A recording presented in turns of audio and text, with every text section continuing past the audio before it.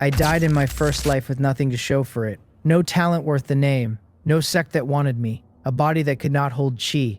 I am Jin Sung, and I never got started. Then a book opened behind my eyes and started the whole thing over. A second life, a new name, a fresh draw at the talent I was born with. It deals again until the hand is worth playing, and I have 100 lifetimes. Before we go any further, like the video and subscribe. The channel runs on you. The story begins long before any of this. Let me show you. The book of 100 lifetimes hangs open in the back of my mind while I lie here dying. Its first page still headed first lifetime. It lists me as it has for 60 years. Host Jin Sung, age 78, spiritual root none, talent none, identity Prince of Yan of Great Jing. Below that it keeps my Taiyuo longevity art and sets my martial Dao realm at innate. Then my skills, the secret art of the bedchamber at pinnacle, the 5 silk light mist palm at superlative, the Taiyuo light splitting sword and the cloud crane carefree journey at initial mastery. On the bottom line, the one that matters, it names my achievement, 100 children and 1,000 grandchildren. Not bad for a man the book insists has no talent at all.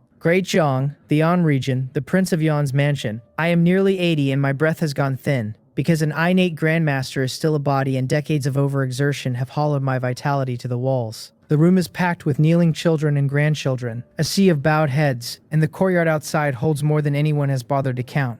All of them are weeping and wailing over me, which sours my mood, since I am not dead yet. Then my eye catches that achievement line and something warm goes through me anyway. Whatever else this lifetime was, it was not lived in vain. The memories come fast at the end. 60 years ago, the heir apparent of Yan fell into the water and drowned. A man from Earth named Jin Sung woke up wearing him, inheriting the title, the fief and every memory the boy had. From those memories, I learned what kind of world I had landed in. One where men cultivate for longevity, ride swords through the sky, move mountains and fill seas. The trouble was where I had landed in it. The Jin clan are only princes in a spirit-poor stretch of the mortal world. Anyone holding power here can meet a cultivator's sword light on an ordinary afternoon, so a clan that rules mortals and keeps its wealth has a backer. Ours is the old ancestor of the Jin clan, a false core realm expert seated in a cultivation sect. Not all of his many descendants carried a spiritual root, and several generations running failed to raise one immortal sprout, so he split the clan. The main branch took a spirit vein dojo in the cultivation world and did nothing but cultivate. The rootless side branches went down to the mortal world to enjoy wealth and honor and keep the line producing immortal sprouts. Every few years, the main branch sends someone down to test the juniors born below for spiritual root aptitude, and anyone who has it goes up. I was tested at 7, nothing, so I stayed the heir apparent of Yan, inherited the fief, and lay down in a bed of roses. Wealth and honor were good, and I wanted to cultivate as well, and no law in heaven said a man could not have both. Only the small matter of having no spiritual root. Just when I had made my peace with 100 wasted years of comfort, it turned out the transmigration had not come alone. A supreme treasure came across with me, the book of 100 lifetimes, and the name is the whole of it. It lets me reincarnate 100 times among my own bloodline descendants, and as long as the bloodline continues, my true spirit does not fall. I was overjoyed, and I grasped the core of it instantly. To reincarnate inside the bloodline, I first have to have a bloodline, give birth profusely, have many children and raise them well. So I threw myself into the imperial family's call for descendants. In a few short years, I married dozens of wives and concubines, a good number of them the region's famous widows, mature women and married women, all with rich experience in childbirth. The offspring arrived quickly.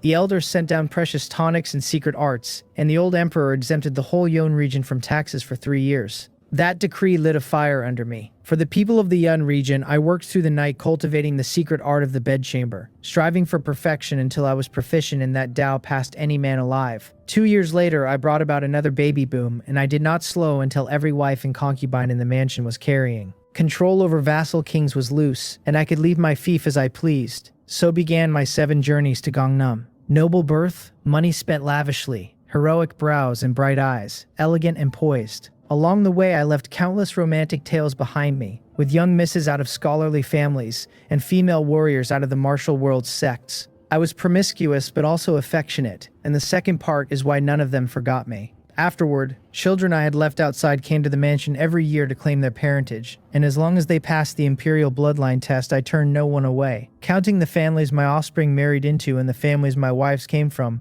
I had the most relatives in all of Zhong country. A man reaps what he sows, and I had sown with both hands for 50 years. In the Yun region, millions were related to me by one thread or another. My branch produced more than 80 immortal sprouts with spiritual roots, everyone sent up to the main branch to leave still more descendants above. The imperial family's rewards arrived every year. Even the main branch was moved enough to send down innate pills and dragon essence pellets to push me to innate grandmaster, with instructions to take good care of my body. A healthy body sows better.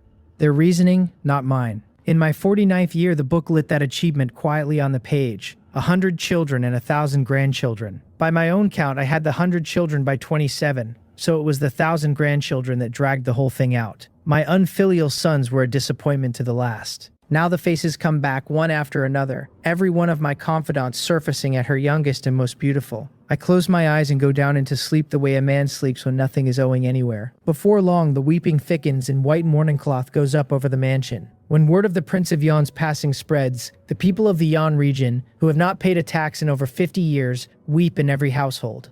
800,000 walk in the funeral procession.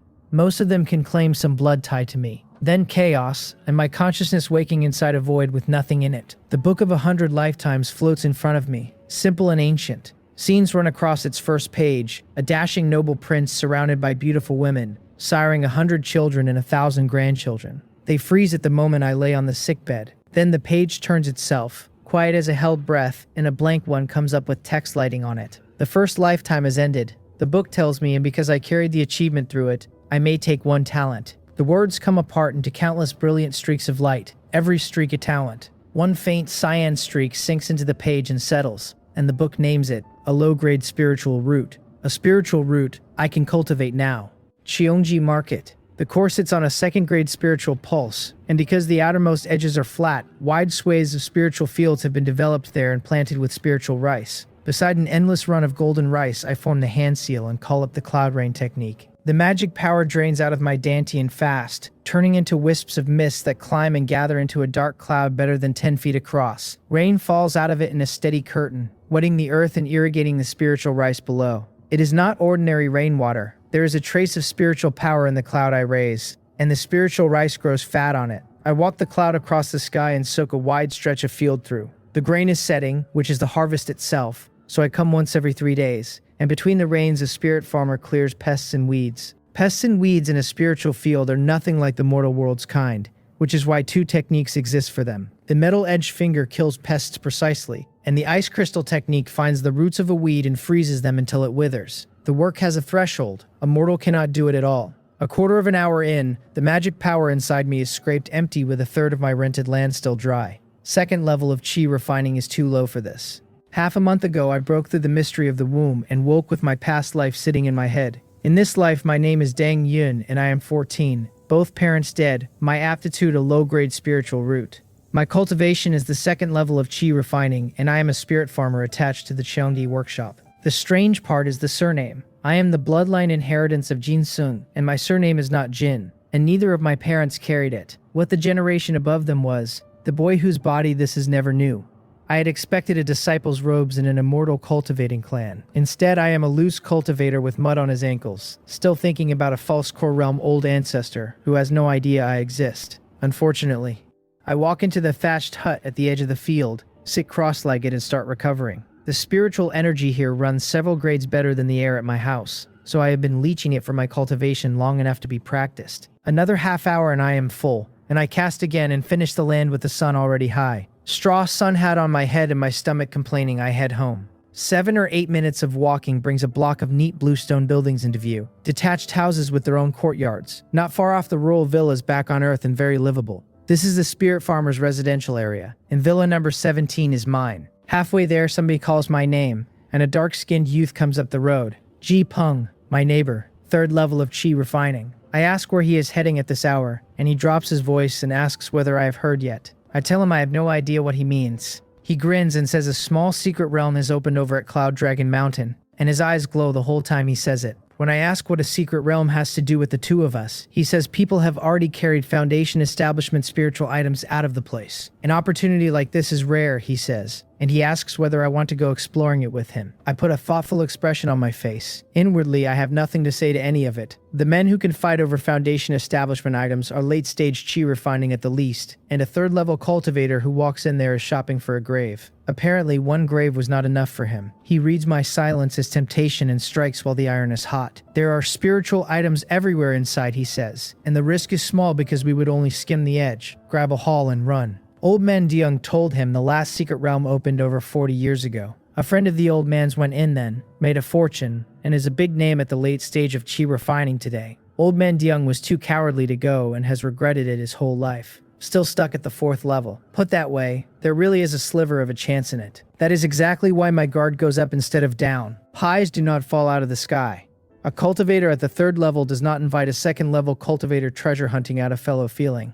Grab a haul at the edge is a lovely phrase, right up until I ask whose haul. If I were at the 4th level, I would be making the same invitation to somebody weaker, and then I would do my exploring on the walk home, with him as the treasure. So I go timid instead, telling him to forget it, that I will stick to honest farming, that the whole thing sounds too dangerous. Jipeng looks disappointed in me, the way a man looks at somebody who refuses to strive. The few spirit stones I scrape out of the fields will never support a cultivation, he says, and sooner or later I will end up as Old Man Dung, regretting it for a lifetime. That is the 2nd time he has put the old man's name in my hand, so I ask whether Old Man Dung is going. He nods like the question answers itself. Still hesitating, he says, but the regret from last time nearly finished him, so this time he will certainly go. If I will not come, he will go with the old man, and I am not to be envious afterward. The old man's usual face surfaces in my mind, smiling and kind and benevolent. A face is one thing and a heart is another, and his middle stage chi refining cultivation is no joke either. I cannot read how deep Jipeng is in this, so I give him a sheepish smile and wish him a rich haul and an immortal path forever green. He laughs and promises me a drink when he gets back, and I see him off. A few more steps and I push open my own courtyard door onto a small yard of maybe 200 square meters, divided neatly into plots with a few fruit trees and green vegetables. It is not a spiritual field, but a thread of spiritual energy reaches this far, and under careful hands the plants do well. I pinch off a handful of fresh chives on the way past and carry them into the kitchen, where everything I cook with is plain mortal world material, another way of saying cheap. 10 acres of spiritual fields keeps my annual income at around 20 spirit stones. For cultivation, that is a drop in a bucket, barely a single realm-breaking pill or one low-grade magical artifact. For living, it is a small fortune. Fish and meat on the table every day, the best of everything, even a few pretty maids to keep the house. There is never a shortage of mortals in the cultivation world. A spiritual root in this generation guarantees nothing in the next, so the bottom of it is packed with people who have none. The towns near the market are full of them, cultivators and mortals side by side, where prices run far above the mortal worlds and gold and silver still change hands. A cultivator like me earns spirit stones, and trading one for 100 pieces of gold is easy enough, though there is always more demand than supply. Plenty of my neighbors live exactly that comfortable life. My thoughts run differently. There is no future in farming because the profession has a threshold and it is not high, and I want a real craft, alchemy or artifact forging or talismans or formations. That is why I have lived like a miser for 2 straight years. I take out everything I have saved and count it, 37 stones, and my brow tightens. Even the poorest trade in town wants 50 spirit stones before it will take an apprentice, and the 4 crafts want a good deal more. Another 2 years of saving then. The boy who lived in this body would have been too thin-skinned to consider anything else, but I am not willing to burn 2 years of my prime waiting. I look around the house for anything worth selling and find nothing, which leaves borrowing. The question underneath that is uglier, because a 14-year-old spirit farmer with no name and no backing is not a promising debtor. I sort through the boy's memories for anyone at all. Before long, a scarred face comes up out of them, and my heart stirs. The core of the market town is 4 streets crossing in a cross, packed with businesses and loud with trade, and around it runs a wide ring, the inner layer, built thick with houses. This is the residential district where the middle and upper tier cultivators live with their families, close enough to the core that the spiritual energy is far denser. The moment I step inside, I feel the spiritual power in my body turn active. The security tightens to match. Patrol teams move in groups of 7, every man a skilled hand at the middle stage of chi refining, rotating in shifts, which makes the district about as secure as anywhere. I show my spirit farmer identification twice on the way in.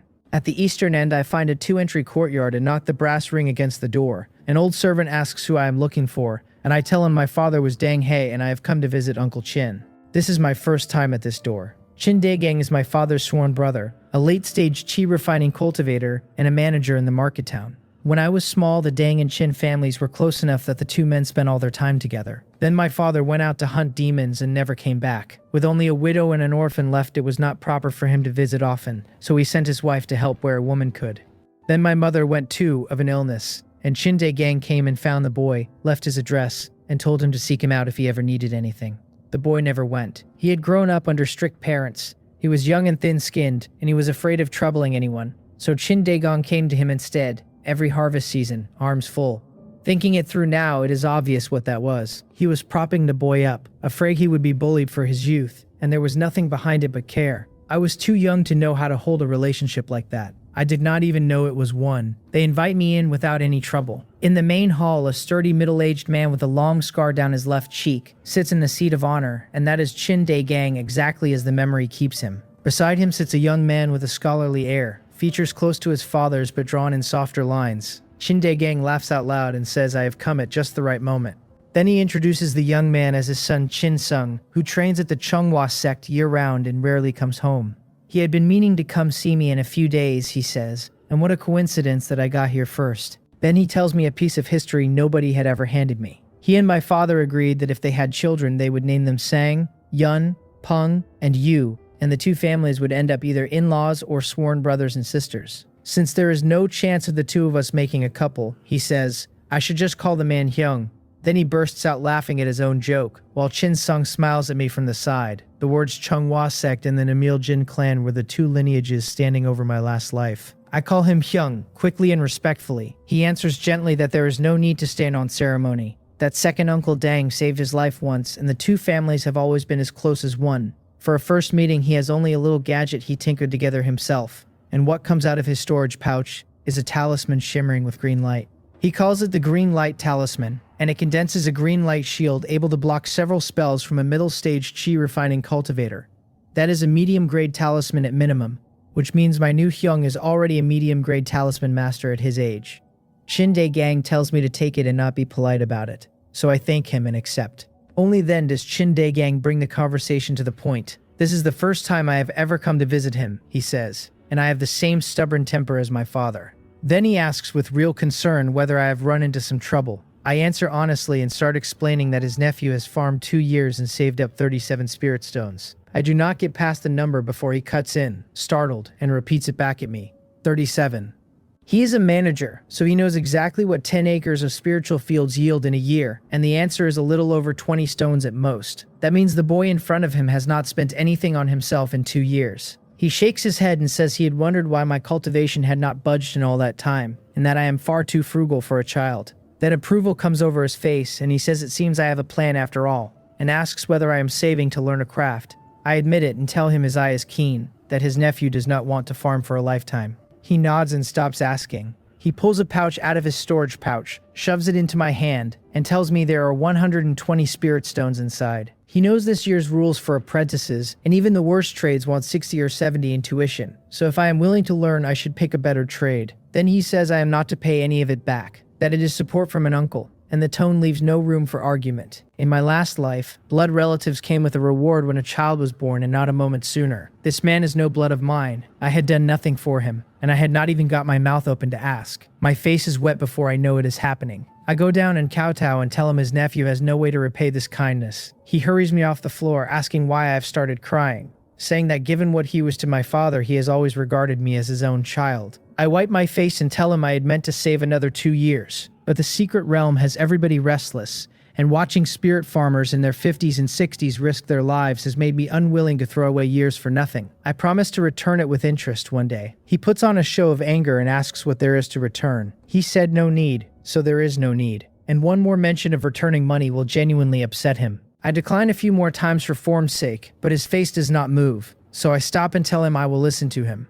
Off to the side, Chin Sung watches the two of us push a pouch back and forth and smiles the whole way through. He has been weighing me since I walked in, and the tally lands in my favor. Backbone, sense, manners, no reckless spending, a plan, and a memory for kindness, and that is before counting my father's life-saving grace. So he gives me one more push, telling his father to lend a hand with the apprenticeship. A man who has worked the market town for years knows everyone, knows which shops are reliable, and which masters actually teach. Brother Yun is young and does not know the ropes. Chin Daegang waves that off with a look that says nobody needs to tell him his own business, and says he naturally has a plan already. Then he pats my shoulder heavily and says harvest is in a few days, and he will come find me for a drink at noon with everything checked out clearly by then. I cup my hands and thank him again. He tells me there is no need to be polite, that we are all family and I should not be shy. I ought to come see my uncle often, he says, instead of always making him come to me. I look properly ashamed and promise to pay respects often from now on.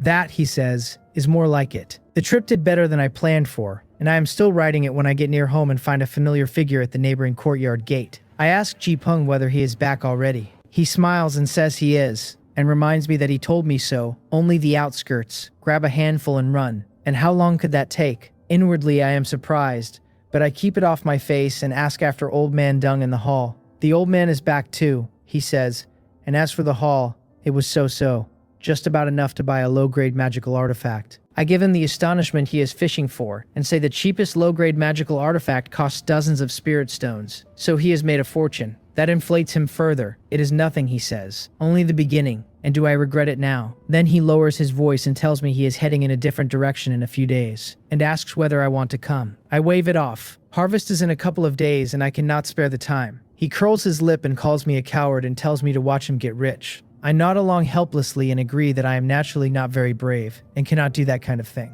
Then I turn and go home and shut the courtyard gate behind me. Out at the gate, the smile drops off his face the instant he thinks nobody is watching. His expression goes gloomy, and he walks toward his own house without a word. That performance was far too impatient. Back inside, I sneer to myself, 90% certain this is a trap Old Man Dung and Ji-Peng set together. What puzzles me is the choice of target, because I have farmed 2 years and do not look like a man with money. Then it comes to me all at once. The difference between me and everyone else on this street is that I live too frugally, keeping no spiritual rice back at the harvest, with nobody in the house even to cook. A man living that poorly is obviously saving spirit stones, and anyone watching would work it out. I have refused twice, but they will find another target, and it is never the thief stealing that is frightening, it is the thief watching the house. Uncle Chin should hear about this. Several days pass, and the second half of the year's spiritual rice harvest comes in. My 10 acres yield 380 pounds. At a 70-30 split, that leaves me 114 pounds. 10 pounds of rice to the spirit stone puts the price at 11 spirit stones plus 4 pieces of spirit sand. The spirit field manager finishes his count and looks satisfied, saying my yield beats some of the veterans and that I have clearly put my heart into it. I cup my hands and tell him he flatters me. He asks whether I want it all exchanged for spirit stones as usual, and I tell him no, to set aside 60 pounds, because I plan to send some to Uncle Chin. He chuckles and says I have finally wised up, and that with a relationship that good I ought to visit often, and he sets the 60 pounds aside. I walk away with 5 spirit stones, 4 pieces of spirit sand, and the rice. Out of respect for Chin Daegang's face, this manager has always looked after me, never skimming, letting me keep back more rice than the rules allow. Before now, I was so fixed on saving that I never kept a pound of it for myself. At noon, Chin Daegang arrives carrying wine and food, and I ask why Hyung did not come with him. Too busy, he says. Only home a couple of days before heading back to the sect. Then he looks at the loaded table I have laid out and laughs and says I have arranged quite a feast, so I'd better keep my uncle company for a few drinks. I promise him I will, though privately I am disappointed because I had wanted to get more out of Chinsung about the Chunghwa sect. We drink and eat and talk our way around a dozen subjects before he comes to it. He has looked into 3 places for me, and all 3 are good choices. The first is the Wang Family Alchemy Workshop, whose owner is a veteran medium-grade alchemist. Very strict, with only a few apprentices, and a man who teaches real skills. 6 years studying herbs, 6 years of fire control, 8 years of pellet condensation, apprentice and servant both, and at the end of the 20 years becoming a low-grade alchemist should be no trouble. The second is the Foundry Workshop, where Master Lee is a high-grade artifact refiner and the prospects run higher. He has many apprentices though, and anyone without talent will never catch his eye or learn much. The third is Na's Wine Distillery, where Boss Na is a medium-grade spirit wine master, and an old friend of his who has promised to teach me the real thing. Except that Boss Na has a son, so the secret formulas will never come my way, and I would only learn the basic labor of making spirit wine. Then he tells me to think it over. I rule out the third before he finishes saying it. Spirit wine is too narrow a trade, and basic labor in a narrow trade is not competitive anywhere. The first 2 both have their arguments, so I ask more questions and he answers every one. Master Huang is an honest man and guarantees a solid foundation, but no medium-grade alchemist has ever come out from under him, because he holds his secrets of his own, but he is a high-grade artifact refiner in the end. 2 of his former apprentices are medium-grade artifact refiners now, doing well over in the neighboring market. Finally, I ask about the 2 masters' ages, their strength, their tempers, their families, and he tells me everything he knows. The scales tip slowly, and I make my choice. Master Huang's place. I do not know yet whether I have any talent, so I would rather be safe than clever. Qin Dai Gang laughs out loud and says he figured that was the one I would pick. 20 years is a long stretch, he says, but that is simply what learning a craft costs. And as long as something is learned, it is fine.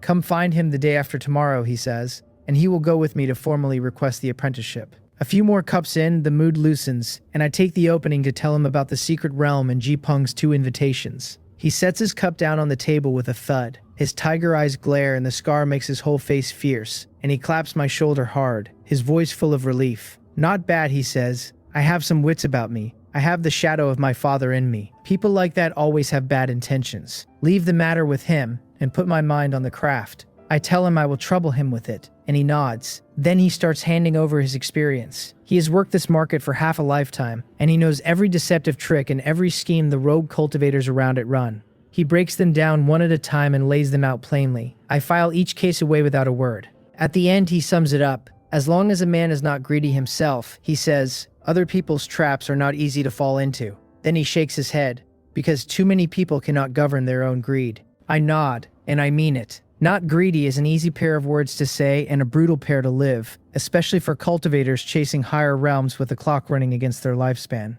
Harder than climbing to heaven, most of them would tell it. But I have the book of 100 lifetimes sitting behind my eyes, and I do not have to fight for every single moment the way they do. Maybe I really can put those 2 words into practice. The Huang family alchemy workshop, with a faint fragrance of pills over the whole courtyard. I stand in a brand new green robe with a young girl in a lotus root pink dress beside me. Prayer mats laid out in front of us both. Behind us stand Uncle Qin and Li Huaio's father, solemn, here to witness the apprenticeship ceremony. In the main seat sits a middle-aged cultivator with a lean face and bright piercing eyes. Huang Woliang, an alchemist at the 7th level of qi refining. His fingertips tap the armrest of his grandmaster's chair, while his gaze drifts between the 2 of us. He says slowly that since we have entered his Huang family alchemy workshop, we must abide by the rules of the alchemy Tao, study diligently and waste no time. We answer together, then we kneel and kowtow and lift the teacups over our heads with both hands, and he takes them and sips and nods. From this day forward, we are disciples under his tutelage. Li Huaio is 16 and will be senior sister, and I am 14 and will be junior brother.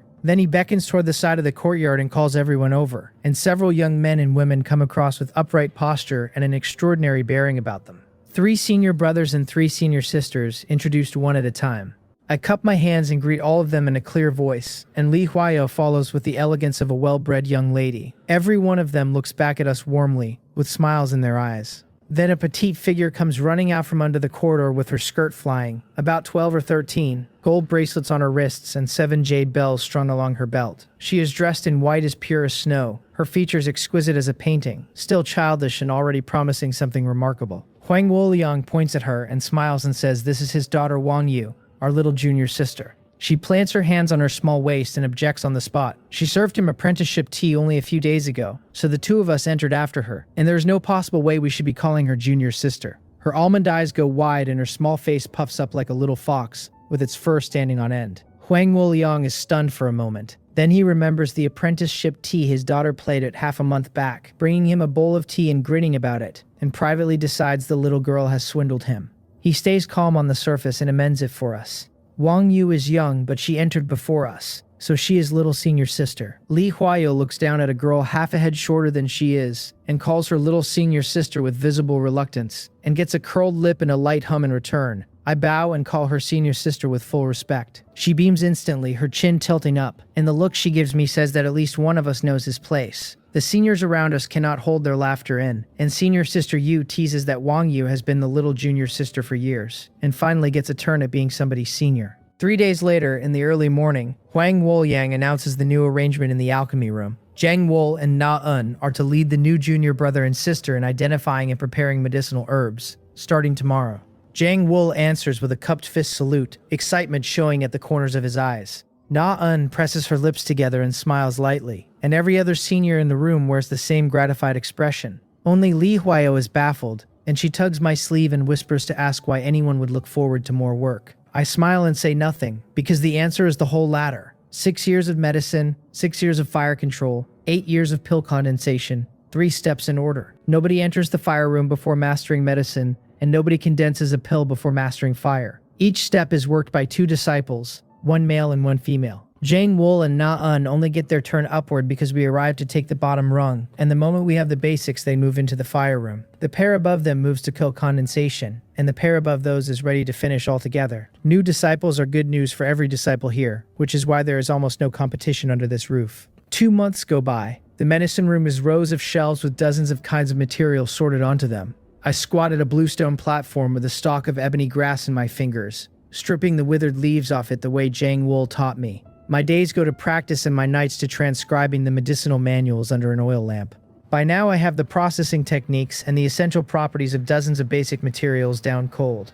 Jang Wool collects a batch of my work, nods, and says my technique keeps getting more proficient, and that thanks to me he and senior sister Na will probably reach the fire room next month. I tell him it is all down to his guidance, and that I only put in a little effort. He sighs at that. Basic identification and preparation are not difficult, he says, and a little effort gets a person somewhere. Unfortunately, some people simply will not put any in. His gaze drifts to the other end of the room and his expression turns resentful. Over there, Na-un's face is flushed with frustration as she wraps the table with a medicinal pestle. She is lecturing Li Huayo about a red Ganoderma that needed 3 inches taken off the root, and about what she has actually cut instead. Li Huayo sticks her tongue out and hurries to redo the material, and the moment Na-un's back is turned, she yawns again and her hands slow right down. 2 months in the medicine room have made the seniors familiar to me. Jang Wool and Na-un both come from ordinary families, and Jang Wool's borrowed a sum of spirit stones to send him here for alchemy. Both are diligent, and neither has any problem with attitude.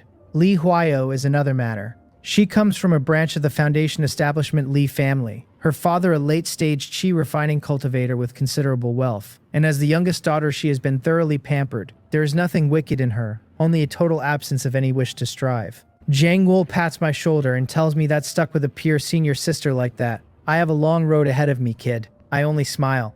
A blessing in disguise, and I go back to my herbs. Another month, with Na-un and Jang Wool taking turns supervising and leaving her no opening to slack, and Li Huayo finally finishes basic medicinal preparation and passes the master's inspection. Huang Woliang comes through the medicine room, looks over what the 2 of us have done, and nods, satisfied. Na-un and Jang Wool are to go to the fire room from tomorrow. They thank him and bow deeply, overjoyed, because fire control is finally theirs. Then he turns to us and says that with our senior brother and sister gone, the medicine room's work is ours to carry. I nod seriously, and it does not worry me. I have been in this room long enough to have a real grip on it, and the basic and common materials I can handle alone with ease. The master still gives personal guidance on anything important or rare. Losing the seniors only means more workload, and learning takes a large amount of practice regardless. Li Huayo, meanwhile, has a face like a bitter gourd, because the sheer size of the coming workload has apparently made life not worth living. In front of the master she nods anyway. Huang Woliang has read both our faces, and his gaze turns to a nimble figure under the corridor. Since Wang Yu is the little senior sister, he says, she will come to the medicine room and supervise her junior brother and sister. She cheers and hops over, the jade bells at her waist chiming, and promises to keep us perfectly in line. Then she inspects the Angelica at Li Huayo's side, points at a cross-section, and announces that the woody core is still in there, and Li Huayo should be punished. Li Huayo starts trimming again and asks meekly for guidance. Wang Yu puffs out her small chest and tells her to watch closely, because Angelica has to be cut against the grain. The sunlight spills over her serious profile, and I look at those playful eyes and think that this little girl definitely knows how to hold a grudge. High noon, with the air temperature climbing quietly and the pharmacy's mixed fragrances thickening in the heat. I have just finished spreading a batch of honeysuckle out to dry when something drops behind me with a soft thud, the copper medicine pestle out of Li Huayo's hand. Wang Yu is at the medicine rack with her small hands on her hips, the gold bracelet on her wrist swaying as she announces that this is the 3rd time today. She frowns fiercely, her childish face working hard at looking like a stern adult. Li Huayo sticks out her tongue, snatches the pestle up and mutters that she knows, little senior sister, and her eyes slide toward me on the way back down. What she sees is me quietly sorting herbs, and Wang Yu not casting a single glance in my direction. She pouts and complains inwardly that little senior sister is petty, all smiles for the junior brother and nitpicking every single thing she does herself. I pretend not to notice the resentful look, brushing my fingertips over dried fleece flower root and sweeping the scraps into a bamboo tray. Since Wang Yu started overseeing the pharmacy, Li Huio's life has genuinely gotten harder. All her old slacking time strictly accounted for, nagged about dilly-dallying over so much as a sip of water. With me, Wang Yu is far more lenient, and now and then she even hands over a trick for handling the rare ingredients. I hold up a 50-year-old oolong ginseng, root fibers fully extended and intact, the cut smooth as a mirror, and ask what she makes of it. She leans in until the tip of her small nose almost touches the fibers, round eyes shining with focus, and rules on it. Top removed, 4 inches of fiber left, cross-section glossy, a passing grade. Then she goes up on her toes to pat my shoulder, a hint of a smile in her voice.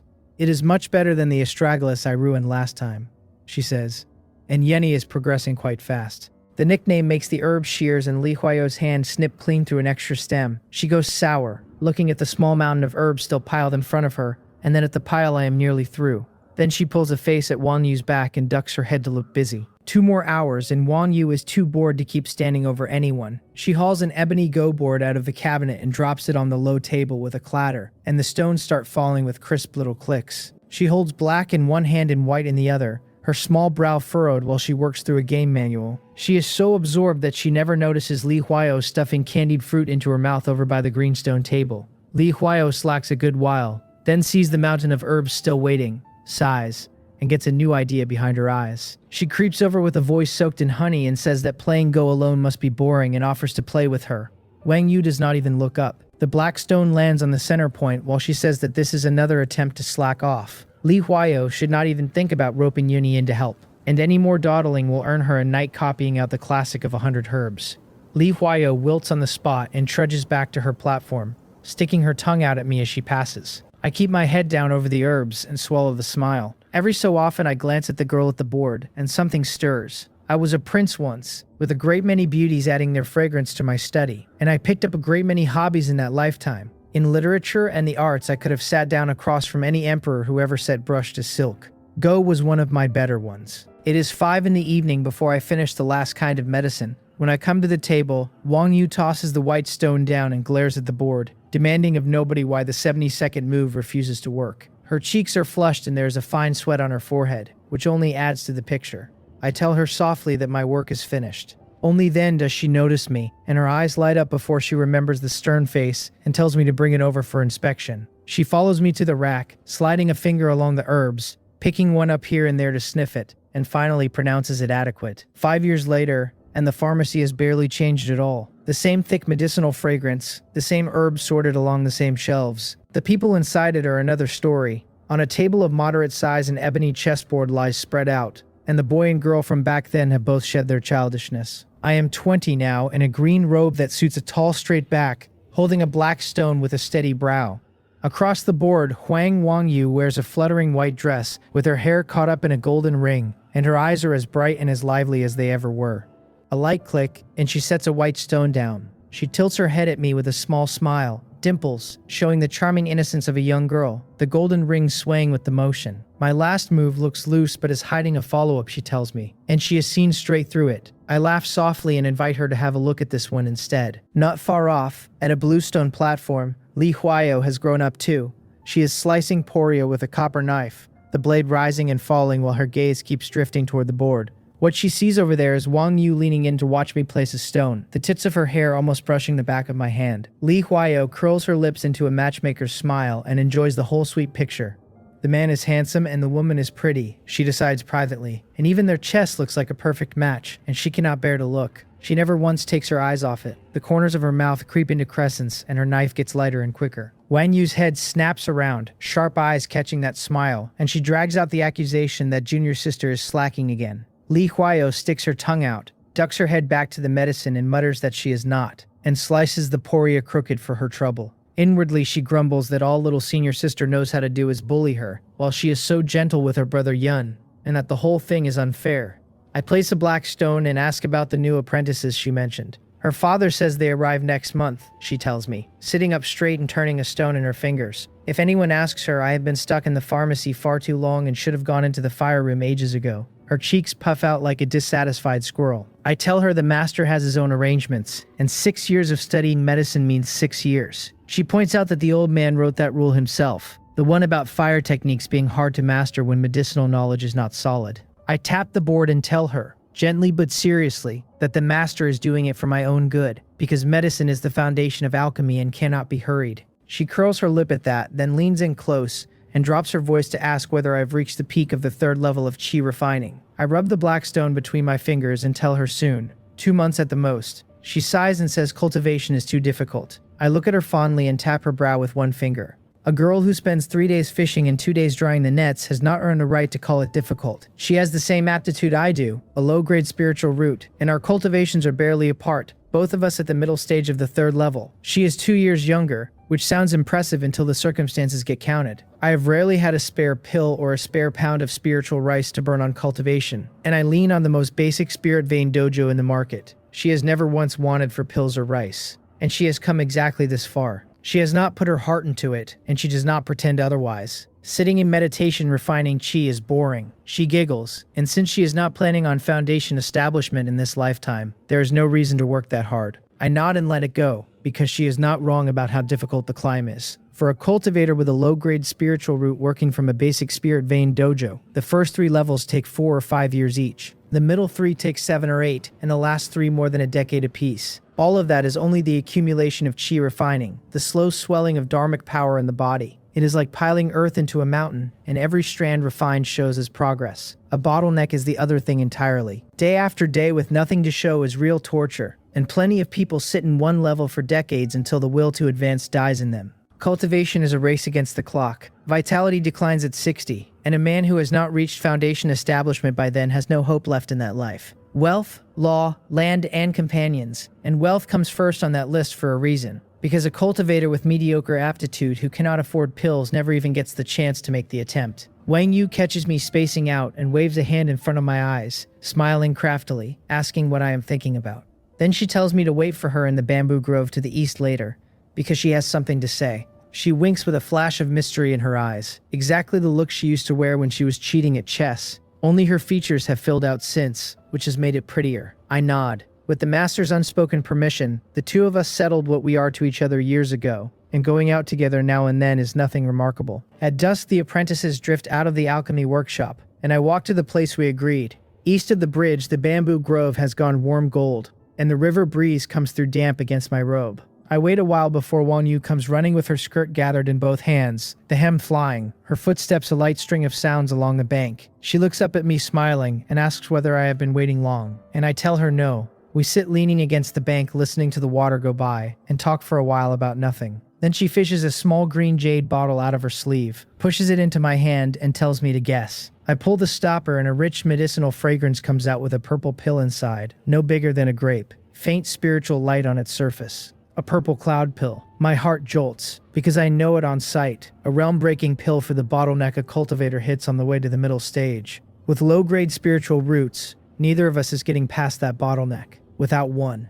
I push the bottle straight back and tell her I do not want it. In 5 years I have never once accepted the basic cultivation pills she keeps trying to slip me. And this is far past those. Then, because she is stubborn, I add that I have preparations of my own, and that much is true. I have kept working the spiritual fields part-time all these years, and put a sum of spirit stones aside every season. I did try returning the loan to Uncle Chin once. He got angry enough that I very nearly took a beating for it, so I saved the stones instead, meaning to buy a realm-breaking pill when the bottleneck came. Wang Yu holds my hand down, puffs out her cheeks, and informs me that this one was not given to her by her father. Then she pulls a second small bottle out of her bosom, with another purple cloud pill in it. 2 of them. I am stunned, because a realm-breaking pill of that kind cannot be taken twice in a row. She looks up at me with a little grievance in her eyes and explains that the second one is her father's gift. The one in my hand she bought with her own private savings, prepared specifically for me. If I will not take it, she will throw it in the river. Then she raises the bottle over the water like she means it. There is nothing left to refuse with. I pull her gently into my arms and thank her. She says she does not want thanks, and nuzzles in until she has found a comfortable spot and buries her small head against me. The dusk holds, the river breeze comes through the bamboo, and the setting sun draws a pair of shadows long across the bank.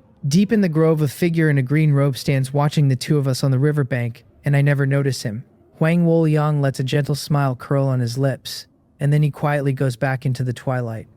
Evening, Spirit Farmer residential area, Courtyard 17. A wooden table and a few stools are the whole of the furnishings. I sit cross-legged on the bamboo couch and circulate the technique for my daily chi refining. Eyes lightly closed, fingers holding the seal. Every meridian in my body rises and falls with the breath, and a faint white mist leaves my nose on each exhalation. 3 hours in, the meridians feel swollen and are at their limit. I open my eyes on a glimmer of light that fades as fast as it comes. Another 9 strands of mana refined today. I turn my senses inward on the Dantian, where the mana vortex sits a shade more condensed than it did yesterday. At this rate, another 40 days puts me at the peak of the 3rd layer. The pace is not fast, but piling earth into a mountain and seeing the pile grow every single day puts a man at ease. I have come to genuinely enjoy the feeling of small daily improvement. I touch the object at my waist. My storage pouch is only a low-grade one, with an interior of a single cubic meter, barely room for a dining table. I picked it up off a stall in the market for 6 spirit stones and 3 pieces of spirit sand. A small profit that. It carries everything important I own and saves endless trouble. When I run my spiritual sense through it, I find the purple cloud pill lying quietly inside, beside a small pile of spirit stones. 97 of them. My fingertips rub the mouth of the pouch while I do the arithmetic. Enough for a medium-grade magical artifact. The inner district, Chin Daigang's house. 5 years of frequent visits have made us close. The Jipeng business I handed to him back then, and he is an old hand of the martial world, so it took 3 months. The two were caught red-handed by the market security team mid-crime and executed as bandit cultivators, and none of it ever splashed back on me. The courtyard gate swings open on a hearty laugh announcing that Yun has arrived. Chin Daegang has been practicing a spell in the corner of the yard and stops the moment he sees me. He waves me to a seat and tells me his wife steamed spiritual rice cakes this morning, still warm. I smile and decline, then ask why he seems especially happy today. He sits down and slaps his thigh and blames that troublesome eldest son of his, who sent word a few days ago that he is coming home soon. I understand at once, because I am no longer the novice I was. My master keeps a large collection of books and has let me borrow from it freely, so the shape of this cultivation world has come clear to me. It is called Cho State, vast and boundless, spanning millions of miles. It holds 3 great golden core sects, the Chonghua sect, the Wolryong sect, and the Riso sect, with assorted medium and small sects and families ranked below them. Cheonggi Market itself was jointly established by 3 foundation establishment forces. Of the 3 great sects, the Cheonghua sect is the nearest to us. It is still 30,000 miles away across long stretches of the mortal world's spirit-poor lands, so a round trip runs to several months. Chin Sung carries a high-grade spiritual root, a rare talent in this market, and it is what got him into the Cheonghua sect. Inside the sect, that same talent is thoroughly ordinary, so he cultivates hard and practices austerely up there year-round. And coming home is a rare event, which explains the mood his father is in. I refill his tea and say that Hyung left early last time, so when he gets back we will have to have a proper drink. Plenty of time for it. Shin Daegang laughs, because the boy is returning with his cultivation at a critical juncture and will not need to hurry back to the sect for a while. Better still, I tell him. Then he snorts and says his son is over 30 and had better leave an heir this time he comes home. Then he turns that same look on me and points out that I am 20 already and should not drag my feet. I chuckle and tell him his nephew has his own plans, and that when the time comes I will be troubling him to arrange the marriage proposal. He beams outright and says that is one place where I am better than his own saying. With an uncle like him behind me, he says, I will get a grand and glorious wedding. We talk about ordinary things for a long while before I take my leave. Then I walk into the core of the market and through the door of the famous artifacts pavilion, where the shelves are packed with magical artifacts in a dazzling array. When I come out again, the 97 spirit stones I have been hoarding for a realm-breaking pill have dwindled to 3. What I have instead is a box, and in the box is an exquisite phoenix hairpin. Its body is refined from cold iron, with a high-grade cold crystal the size of a pigeon's egg set at the phoenix's beak. A first-tier medium-grade magical artifact with 2 wonderful functions, calming the mind and cleansing impurities. Several days later, in the medicine room, Wan Yu is in a beautiful mood and hums a little tune all morning. Li Huayo has just finished packing dried herbs into clay jars, and she scrutinizes Wang Yu and finds the difference fast. Her eyes go to the phoenix hairpin gleaming faintly in the morning light, the phoenix head resting beside a temple that makes her bright face look even more charming. Li Huayo leans in deliberately and drags the words out, asking why little senior sister is so pretty today. She remarks on how unique the phoenix hairpin is and wonders aloud which young gentleman gave it to her. She sneaks a glance my way to catch my reaction and finds me bent over the spirit herbs, sorting entirely unperturbed, apparently deaf. Over at the shelves, Wang Yu's hand jumps and nearly drops the pestle, because she had not expected our token of affection to be spotted this quickly. Her cheeks color, and then she pulls the stern face on and taps Li Huayo's forehead. She is not focused on work, only gossip, and any more dawdling earns her a punishment of copying books. The words are stern, and her heart is sweet, and the roots of her ears go pink anyway. Li Huayo covers her forehead and snickers and promises to get right to work, and turns away privately delighted with herself for finally getting one back and making little senior sister blush. In the inner hall, in front of the altar, a yellowed portrait hangs in the center, and the woman in it has gentle eyes and brows, and a 70% resemblance to her daughter. Huang Wolyang stands there in silence, pinches 3 sticks of incense between his fingers and settles them into the burner, and blue smoke curls up. He tells the portrait quietly that Yuwen should rest easy, because Wang Yu has grown up and has someone she likes, and the child is steady and reliable. None of that reaches me until much later. By afternoon, my work is finished, and Wang Yu has coaxed me into a game of Go. She rests her chin in her hand and stares at the board with the phoenix hairpin swaying at every tilt of her head. And then her eyes light up and she claims the black stone. I tell her not to be hasty and set a stone down that cuts her attack off clean. She is winding up to sulk about it when a figure in a blue robe comes across the courtyard. Huang Wolyang has been under the corridor a while, and he has taken one look at the hairpin in his daughter's hair. He waits until the game is done before telling us both to come to the inner hall. Wang Yu and I trade a glance and find the same nervousness in each other, and we follow. The sandalwood is still in the air in there. When her father turns around, his gaze settles on me and stays long enough that it starts to make me uneasy. Wang Yu plants her hands on her hips again like a small fox guarding her cub, demanding to know why he is staring at her appa like that, because it is creepy. Her cheeks are flushed red, which takes most of the menace out of it. Huang Wolyang sighs and observes helplessly that a grown daughter is no longer one's own, and she goes redder and stamps her foot at him, and the phoenix hairpin swings with it. He stops teasing her. He waves a hand and draws a jade slip out of his storage pouch and hands it to me without a word, and I take it on instinct. Then he tells me it holds his lifetime's secret teachings on pharmacology. My heart jolts and I look up and get as far as calling him master. He cuts me off and tells me to take it, because today he is entrusting me with both his most beloved daughter and his secret family legacy. Wang Yu's eyes shine and she shakes his shoulder from the side and says her father has agreed. I go down on my knees with a thump and kowtow 3 times, my forehead tapping the blue stone. I tell him with everything I have that his kindness sits on me as heavy as a mountain. My parents went early and he taught me the alchemy Tao and raised me to a man. From this day forward, he is my own father, and I will treat Wang Yu well and care for him to the very end of his old age. He hurries me up off the floor, patting my shoulder, calling me a good child, telling me to bring my uncle tomorrow so the marriage arrangements can be settled. Wang Yu throws herself into her father's arms, and there is laughter under the tears in her voice. The next day at dawn, Qin Day Gang arrives with gifts, and the elders of both families settle it around the main hall over fresh tea. The wedding falls on the 7th day of the 5th month, an auspicious day. Wang Yu counts the days off on her slender fingers, then leans close to my ear to complain that 97 of them is far too long, her eyes eager on me. I tap her nose and tell her the master and Uncle Qin have both approved, so we can afford a little patience. She turns her face away, puffs out her cheeks and snorts that she is in no hurry to marry me, so I lean in and tell her, in a voice only she can catch, that her appa is in a hurry to bring her home. She bursts out laughing and pinches my arm with a force somewhere below a tickle and accuses me of nothing but sweet talk. Her bright eyes are already brimming with honey. 2 months later, and new green shoots have come up on the bamboo in the courtyard. I sit cross-legged on the bamboo couch as always, refining chi. Several hours in, the refined mana circulates through my meridians and runs into something at the dantian, an invisible barrier that will not give. No matter how I urge it forward, there is not the slightest increase. I open my eyes on a flash of helplessness. The ancients did not lie about this. A bottleneck really is a chasm. Half a month back, I cultivated smoothly to the peak of the 3rd layer of chi refining, and then hit the wall exactly as expected. These last days have taught me what a bottleneck chasm means, and what it is to be unable to advance an inch. For an ordinary man, holding on for several months against complete stagnation is already hard. Holding on for years is what earns the name of unwavering perseverance. Having now had a taste of it, I have no intention of finding out whether I possess any. 2 days later, I bring my condition to its best, and take the purple cloud pill out of my storage pouch, entirely purple, the mellow fragrance of it enough to make a mouth water. It dissolves the moment it touches my tongue, and a vast mellow spiritual power surges out and runs like a spring into my limbs and bones. The chi refining technique engraved into me stirs restlessly until I am circulating the 3rd layer without deciding to. The chi going around the meridians over and over. When I open my eyes again, there is dawn light at the window and a whole night gone behind me. I gather my mind and turn my senses inward, and the invisible barrier shatters with a crash.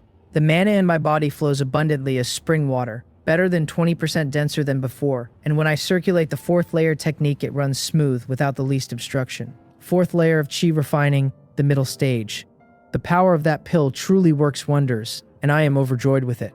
The 7th day of the 5th month arrives and takes the wedding with it. The scale of the thing is not grand, but it is very lively with the parents of both sides in the seats of honor. Relatives and friends from both families arrive with congratulatory gifts alongside several of the market's managers and stewards. Shin Song deserves his own mention. He rushed back a full month early, and now he stands beside me welcoming guests with a smile, making no attempt to conceal the spiritual pressure coming off him. Anyone with a discerning eye reads it at a glance. Chi refining perfection in his early 30s. When the guests learn he comes from the Changhua sect, a touch of reverence goes into their smiles. He clasps his fists and bows in a circle, thanking them all in a clear, carrying voice for attending his younger brother and sister-in-law's wedding.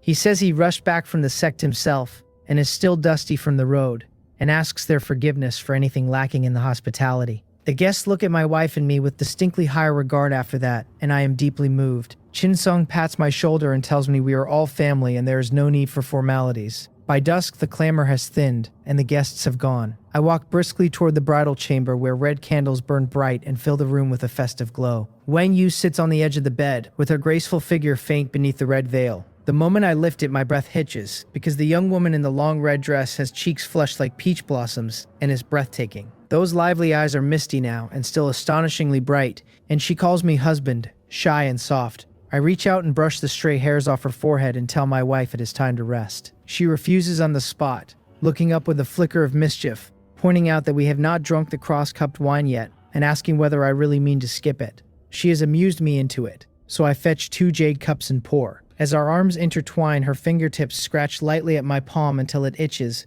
and the wine goes down with a hint of sweetness in it. Then she blinks and drops her voice very low to tell me she added osmanthus honey, and to ask whether it is sweet. I never get to answer, because the allure in her eyes has already taken me. My gaze turns fiery and my breathing quickens, and I bend and sweep her up in my arms, and she gasps, her hands hooking around my neck, the red dress spreading open like flower petals. She tells me to blow out the candles first. Her voice is faint as a mosquito's hum, her cheeks hot enough to fry pancakes.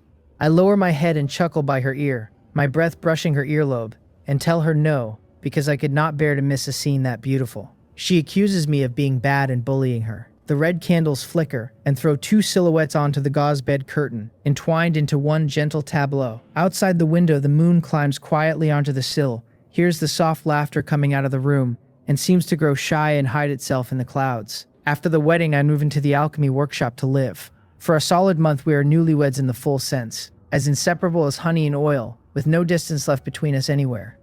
I do not let it eat my daily cultivation or my work. Wang Yu, used to being idle, goes on cultivating in fits and starts, and I let her have her way. The pharmacy, with the herbs putting out their separate fragrances along the neat shelves. Li Huayo stands obediently off to one side, and Wang Yu and I stand side by side. With us are 2 young people, a boy and a girl, the newly recruited apprentices, both with a hint of restraint on their faces. Li Huayo and I have guided them these past days, and the pair have the basics of pharmacology down now. Huang Woliang strokes his beard and works carefully through everything the new apprentices have processed, and his brow relaxes and he nods. From tomorrow, Dang Yun and Li Huayo go to the fire room.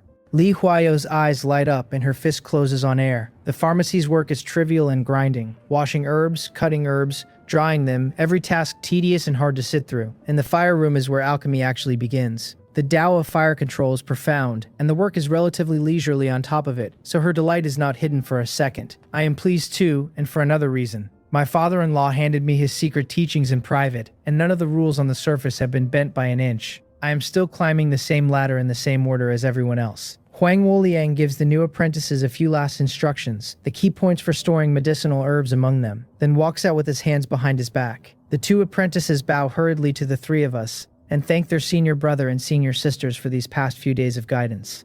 I tell them warmly that the ones they should be thanking are themselves for being willing to put the effort in. Li Huayo has finally made it out of this room alive, and she is in high spirits. She lectures the 2 new disciples with an enormous air of authority about how much more diligent they will have to be now that the seniors are leaving.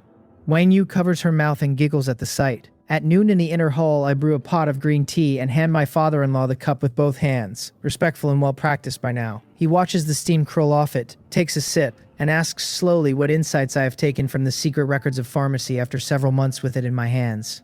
I hold nothing back, and take a moment to order my thoughts, because I have become thoroughly acquainted with the contents. The Secret Records of Pharmacy runs to 30 chapters. The first 10 are basic pharmacology and medicine-making methods, exactly what the disciples learn in the pharmacy. With those mastered, plus fire control and pill condensation, and a few basic pill formulas, a man can refine basic pills. From the 11th chapter, the true secret contents begin. 5 chapters of rare pharmacological uses, the knowledge needed for harder pills. The last 15 chapters explain the ratios and the Tao of fusion for the various medicinal herbs, and the explanations there are extremely profound, running down into underlying principles. At the very end sits the deduction process for a single pill formula, the Huang family rejuvenation pill. The workshop has 3 signature products: the rejuvenation pill, the yellow sprout pill, and the spirit feeding pill. The rejuvenation pill is famous for being high quality and low priced, because at the same price the Huang family version has the strongest effect. That is why so many loose cultivators seek it out. Reading the deduction carefully, I found that it went through dozens of versions. Some had better effects and costs that climbed with them, and some cost less and came up short on medicinal efficacy. Huang Wuliang studied and swapped herbs over and over until he settled on the one in use, which is exactly why that pill holds its ground in the market. I think for a moment and answer him honestly. His son-in-law has studied it repeatedly these past days and has finally caught a glimpse of the threshold. His father-in-law's own saying that the alchemy Tao is hard to achieve when pharmacological knowledge is not refined turns out to be a wise one. Then I look up and tell him the rest of it. People often say the pill formula is the foundation of alchemy. After reading the secret records, I have decided that is a great fallacy, because the ratios and the Tao of fusion are the true core. Pill formulas can change 1,000 ways while those underlying principles hold still, and only a man who has mastered them can improve a formula or create a new one, the way my father-in-law has. He sets his teacup down, the bass tapping the table with a crisp sound, and a rare look of approval comes over his face. I do have some comprehension in me, he allows. Then, after a pause, he tells me to commit the secret contents to memory and destroy the jade slip afterward. I nod, because I know what that is for. With a spiritual sense at the middle stage of chi refining, a photographic memory is not difficult, and a calm mind and careful reading will engrave the whole thing in my brain. He goes on, from tomorrow, besides my duties in the fire room, I am to come to the inner hall every afternoon and follow him to learn the way of pharmacy. Keeping it in the head is useless, and this discipline cannot survive without solid practice. I tell him he is entirely right. Then he says that since Wang Yu and I are husband and wife, and I call him father-in-law, my cultivation resources will be provided by him from now on. He takes a storage pouch out of his sleeve and hands it over. I sweep my spiritual sense through it, and my heart jolts. 300 pounds of spiritual rice, 4 bottles of chi gathering pills, and 30 spirit stones. My provision for the year. That is far too generous. 300 pounds of spiritual rice runs 30 spirit stones at the market's own purchase price. The 4 bottles of chi gathering pills are the daily pills for a middle-stage chi refining cultivator, going for around 35 spirit stones a bottle. That puts them at 140. 200 spirit stones of resources in one motion of his hand. Farming would have taken me 10 years to put that together. I get as far as calling him father-in-law before he wades it off and tells me to take it. We are all one family, he says in the tone an elder uses, so why stand on ceremony? I thank him and stop declining. His last instruction is that I start fire control tomorrow and must be fully focused on it. A man who does not practice the basic fire control techniques to perfection will never be able to learn the secret techniques later. I promise to keep his teaching in mind and not to slack. In our new room, Wang Yu is at the dressing table fiddling with a jade hairpin. The moment I come in, she spins around with her eyes sparkling and asks whether her father gave me cultivation resources. I scratch the tip of her nose and tell her my wife is truly intelligent. She lifts her chin proudly and demands to know how much. I hand her the pouch and she probes it and nods, saying her father has always been fair and it is the same as her own allowance. Then she hands me a pouch out of her jewelry box and it really is fair. Inside are 300 pounds of spiritual rice, 4 bottles of pills for early-stage chi refining cultivation, and 30 spirit stones. Then her brow furrows like a kitten whose tail has been stepped on. My cultivation is higher than hers, she says. So how could 300 pounds of spiritual rice possibly be enough? And the spirit stones ought to go up as well. Then she is on her feet and heading for the door to go tell her father so. I break into a sweat and haul her back, insisting it is more than enough, that my father-in-law has already looked after me extremely well, and I cannot possibly ask for more. She struggles twice against my grip, fails, and pouts that my cultivation consumes so much. The intent to go find her father has already gone out of her eyes. What is left is the charm of a girl enjoying being held back. My heart warms at the sight of her like that, and I pull her into my arms and lower my head to plant a gentle kiss on her forehead. She snuggles into my chest. Then she looks up with her eyes darting and chuckles mischievously and offers to compensate me tonight, purely as a celebration of her husband entering the fire room to learn the craft. I tell her that sounds excellent. The fire room. This field of study is 10 times harder than basic medicine production, and Huang Woliang is not comfortable leaving it to anybody else, so there is no veterans leading newcomers arrangement here. He stands at the pill furnace and demonstrates for the two of us himself, teaching the corresponding hand seals and techniques meticulously. The method is called the mysterious Yang fire control art, and it runs to 5 realms. They are the fire induction incantation, the flame dividing hand, the layered flame seal, the revolving fire wheel, and the fire restraint technique. At the cauldron, a cluster of dancing flame rises off his fingertips. His gestures shift and it splits into 2 wisps, then stacks into a pillar of fire, then rotates around the bottom of the pill furnace into a vortex-shaped fire wheel. Finally, he brings his palms together, and the scattered flames constrict until the roaring fire inside the furnace has restrained itself into a single point of golden light. Both of us are speechless watching it. Then he tells us to listen carefully, and we answer together. He explains, and I listen with everything I have, asking questions as they come, and the shape of it comes clear. For refining basic pills, the first 3 realms are enough. Huang Woliang expects more of me, and I am to master all 5 and refine them to perfection before he will teach me anything more profound. So I study earnestly. When the explanation ends, he claps and tells us to give it a try. I circulate my spiritual power along the incantation, gathering the magic power out of my dantian and up into my fingertips. Then I slowly guide the spiritual fire inside the pill cauldron until it condenses into a wisp of pale green flame. At my finger, Li Huayo has been watching from the side and her eyes light up and she claps and cheers that I have done it. The cheer is exactly what knocks me off balance. The spiritual power at my fingertips scatters, the wisp of flame goes out with a rush, and a few curls of blue smoke are all that is left, drifting apart in the air. Inducing the fire is easy, holding it is the hard part. The key to the incantation is stability, as Huang Woliang explained it. The output of spiritual power from the fingertip has to stay uniform, and the flame has to be kept inside half an inch of height at all times. It must stay steady as a bean, swaying without any wind and never once going out. Li Huayo tries next, and she is impatient by nature, so the moment her spiritual power gathers, she is in a rush to set it alight, and the flame barely surfaces before it puffs out. After several attempts, she stomps her foot in frustration and declares that this broken little flame is even harder to serve than the pestle back in the medicine room. Huang Woliang watches his disciples flounder and explains in a heavy voice that inducing fire means imagining a silk thread tied to the fingertip, with the spiritual power as the spool. Releasing it too fast breaks the thread, and pulling it too tight puts the fire out. We are to practice 1 hour every morning, he says. When we can hold the flame hovering at a fingertip for the burning of an incense stick, that is when we have truly crossed the threshold. We both answer respectfully. Then he leaves with Jiang Wu and Na An, who have been at fire control for several years now and have long since become skilled at it. They can melt herbs into liquid and perform extraction and purification, deep in the pill refining process itself. That leaves the 2 beginners alone in the fire room. Li Huayo is relatively serious at first, practicing with patience, and cannot make it half an hour. Then she clutches her stomach and frowns, and announces that she has to go meditate and recover her magic power, because the fire induction incantation consumes too much spiritual power. Then she finds a prayer mat, sits down on it, and slacks off. I keep at it a full hour, and do not sit down to recover until the magic power in my dantian is exhausted. The morning goes fast in a cycle of inducing the fire, losing it, meditating, and inducing it again, the sweat beating on my forehead, and sliding down. At noon, Wang Yu arrives carrying a food box, and the smoky air catches her the moment she pushes the door open, so she coughs twice before asking me to guess what she has brought. The box opens on a rich aroma of ginseng, with ginseng slices and red dates floating in a milky white soup. I take the jade bowl and drink it down in one go, the warmth sliding down my throat with a sweetness under it.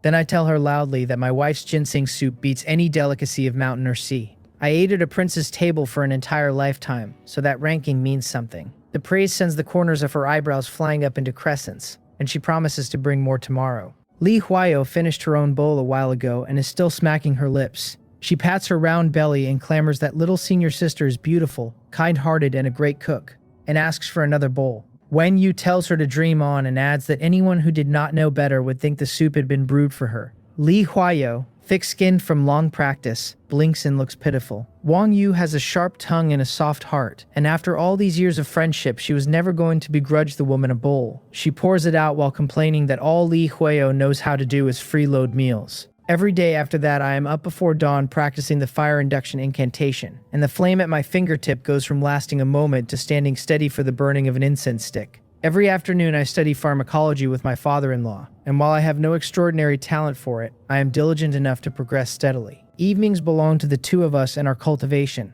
To cure my wife of her habit of hating meditation, I bought a secret art of joyful union in the market.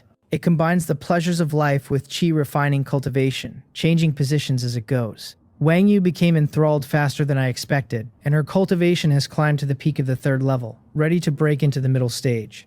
My own progress has been just as good. Between the cultivation resources and the dual cultivation, and my speed has gone up a full 30% against what it was. Startling is the word for it. Qin Sang is worth a mention too. He stayed home a few months before heading out to travel the world, in the prime of his life with foundation establishment in sight. With a sect behind him, he is well informed on top of it. If he can turn up a spiritual object for foundation establishment out there, his chances of succeeding go up considerably. Qin Dagang never did manage to make him stay and leave a child behind. It leaves the old man uneasy enough that he asks me when I think his elder son will be able to come home.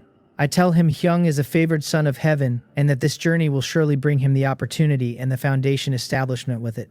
Qin Dagang sighs and says he hopes so. September brings another piece of good news. A brand new life is on its way. Wang Yu sits in a bamboo chair stroking her belly, a gentle smile at the corners of her mouth, telling the baby that in another year she will be able to hold it. I sit beside her, holding her hand. Huang Woliang is overjoyed and comes over specifically to give me instructions. I am to be careful with everything from now on and not let Wang Yu tire herself. He will personally keep an eye on the pill refining, and I should spend more time with her every day. I nod and smile and tell my father-in-law to rest assured. Another 5 years burn away in the fire room. I stand in front of the pill furnace with my hands sliding through the seals of the mysterious Yang fire control art, and a pale blue flame comes to my fingertip like something tamed. It sits steady as a bean, and when a draft sweeps the hall, it only leans and rights itself. At the flame split, the fire divides into 2, then 4, then 8, doubling until 256 sparks hang in the air and fill the room with a scattered glitter. At the flame stack, the loose fires come home like a school of fish, piling one on another into 5-foot pillars that throw my shadow flickering across the wall. Rotation. The pillars bend at the middle and join head to tail, twisting into a fire wheel 12 feet wide that whirs in the air until the room bakes past bearing. Then flame convergence. I press my palms together and touch my fingertips, and the wheel retracts as the sparks recede like a tide, tightening down to a single point of piercing golden light. The speck looks like nothing, and yet the air around it shimmers in slow ripples, because the temperature folded into it is terrifying. My father-in-law strokes his beard across the room and says the heat is sufficient and the work stands at the peak of perfection. Huang Woliang has told me before that my comprehension ability is no better than average, which is true, and that willpower and day-after-day diligence move him more than talent ever did. 5 years of study have put the mysterious Yang fire control art at its 5th layer in my hands. My pharmacology has gone deep enough that I can offer suggestions when he refines a pill formula. He calls it inheriting the mantle in full. With a son-in-law like that, how could the old man not be pleased with himself? Li Huayo shrinks her neck whenever this happens, as though she would happily climb inside the furnace and pull the lid shut over her head. Set beside mine, her progress is hard to look at, since she has only just managed the first 3 layers. That much happened because our master checked on her, lost his temper, and finally stood over her with a ruler to supervise the results. He glances at her now and asks her to look at her junior brother, and then at herself. 30% more effort a day, he says, would spare her from hiding by the furnace to watch other people work. She has grown a thick skin, so she carries over a cup of hot tea with a face full of diligence, and tells him to calm down. 3 layers are enough, she insists, and she asks whether he saw how steadily she held the heat through the liquid fusion. For the sake of that tea and that shameless smile, he lets it go with a sigh, remarking that only a lazybones could speak of cutting corners so righteously. He must have been blind the day he took her as a disciple. He already had one lazy person at home who will not cultivate, and now the household is a nest of them. I withdraw the seals and the golden light goes out. 70% of my mana is still sitting untouched in my Dantian, which is what mastering a fire control art actually buys. Every wisp spent where it was aimed and not a thread wasted. I cup my fists, and my father-in-law nods, sizes me up and asks whether I have reached the peak of the 4th level. I tell him he has a wisdom eye that I stepped onto the threshold last night, and that I mean to go into seclusion and charge for chi refining level 5. He says cultivation is the fundamental root and I should break through properly, since the fire room can wait. The seclusion room. The 4th, 5th, and 6th levels of chi refining all sit in the middle stage with no bottlenecks between them, only time and effort. I swallow a fasting pill and circulate the art slowly, refining the spiritual energy in the air down into my dantian, where it turns to mana. 7 days on, a soft sound moves through the room as the mana surges and washes the blockages out of my meridians, opening a brand new circuit of pathways. The mana in my dantian thickens several times over. The spiritual pressure around me rises another notch, and I breathe out one long mouthful of turbid air and stand. Chi refining level 5. Done. The corners of my mouth pull into an arc I cannot flatten. With aptitude like mine and no resources to lean on, every level of the middle stage should cost 7 or 8 years. I've taken this one in a little over 5, so I've stolen back 2 or 3 years from the ledger. Under the peach tree in the backyard, a small girl with a ponytail dances through a sword set with a peachwood blade, her eyes exceptionally serious, every stance planted properly. My wife watches from the pavilion with a handful of dried fruit. When I come down the corridor, Huang Yu's eyes light up, and she runs at me and asks if I am out of seclusion.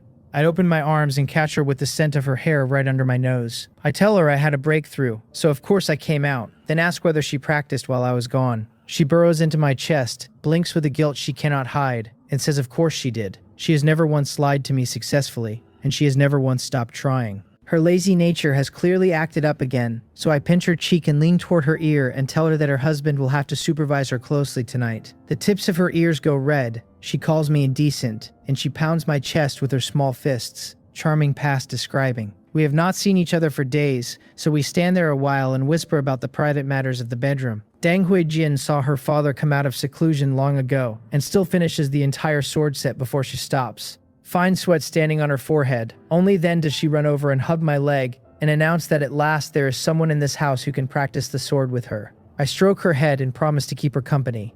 My daughter is 4 years old. When her spirit roots were tested not long ago, she came back with a medium-grade fire spirit root, better than mine and better than her grandfather's. That means a future with no ceiling on it. Her meridians have not finished forming, so all I have given her is a foundation establishment sword art to polish her physique. Alongside it go medicinal baths to nourish the pathways. The process the books call the 100-day foundation establishment. From her first day with a sword, she has shown talent that startles me. Her mother's wit and quickness folded together with my own stubborn diligence. Within days, the set was so familiar to her that I had to go collect more mundane sword arts just to keep her fed. Some part of me is already waiting for the day a female sword immortal walks out of this family. 2 more years pass and the peach tree grows lush and heavy. Dang Huijin's meridians mature, which means she can finally begin real cultivation.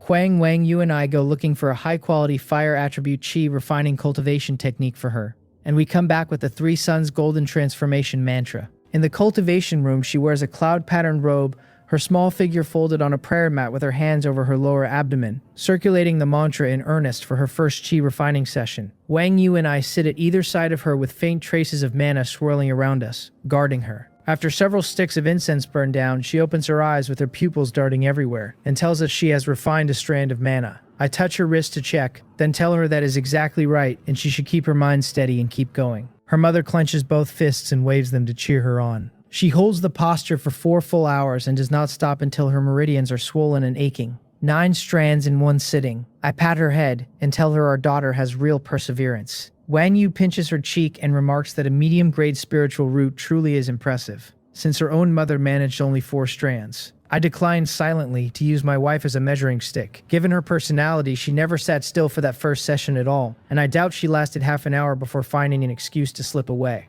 Instead, I go back through my own beginning, weigh in the spiritual rice and the pills that were feeding me then, and make a quiet estimate. 30%. A medium-grade spiritual root cultivates a full 30% faster than a low-grade one. With no spiritual rice and no pills at all, my daughter already refines no slower than I do today. That is before anyone counts the purity of the mana or how gently her bottlenecks will treat her. On the path of cultivation, talent is everything. In the afternoon, the alchemy room smells of medicinal herbs and smoke braided together. Li Wayo and I have just been taught the basic pill-forming techniques, and there are only 3 steps to them. Liquid gathering and spiral condensation, then solidifying the pill and locking essence, then opening the furnace and retrieving the pill. Written down, it sounds like nothing, and in practice, it is a thicket of detail where one slack moment leaves a pile of ash. The only way forward is to fail at it over and over. We make our first attempts on fasting pills, which cost almost nothing and are therefore perfect for ruining. Huayo goes first, telling our master not to worry because she could definitely do this. She follows the steps obediently, and the fire and the melting go smoothly. The 3rd layer of the fire control art proving entirely sufficient, just as she claimed. Then comes the gathering of the liquid. She forms the seals with sweat breaking on her forehead and fights to hold the medicinal liquids apart. In the next instant, a tongue of fire sweeps the furnace and turns all of it to ash. She pouts and complains that she has not even formed a pill yet and has already failed. Huang Wolyang tells her the timing was wrong and that her pharmacology is not precise enough, which left the medicinal conflict too obvious. The Biokra juice, he says, should have gone in earlier to neutralize the power. Then he adds the same old second complaint, that her fire control is unstable, and one slip destroyed the batch. He finishes the critique and looks at me. I nod and take the furnace. I set the spirit stones, wake the fire path formations carved into the inner walls, and draw up a flame. The mysterious Yang fire control art brings the fire under my hands by degrees, and I feed in the herbs one at a time before performing the fourth layer, the whirling fire wheel. The flames turn like a vortex and drag every herb into the spin. The beauty of it is how evenly it heats, so nothing scorches from a local hotspot and wastes its power, while the rotation flings the impurities clear on its own. Soon blobs of medicinal liquid float loose in the furnace, and at my gather liquid seals they draw into a single mass. Spiral condensation. I pinch my fingers and cast, and the mass turns faster and faster until it condenses into a sphere under its own speed. Then the seals for solidifying the pill and locking essence. 3 sticks of incense of waiting, and the pill retrieval seals driven into the furnace. It rumbles, and a pale yellow pill flies out into my palm. Before I can enjoy it, the color darkens, goes black, and crumbles to ash between my fingers. Huang Wolyang delivers the verdict.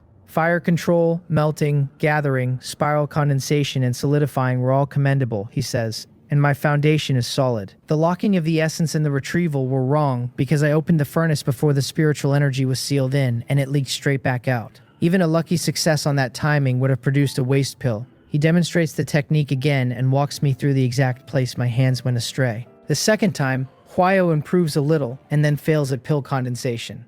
The second time, I pull a pale yellow fasting pill out intact.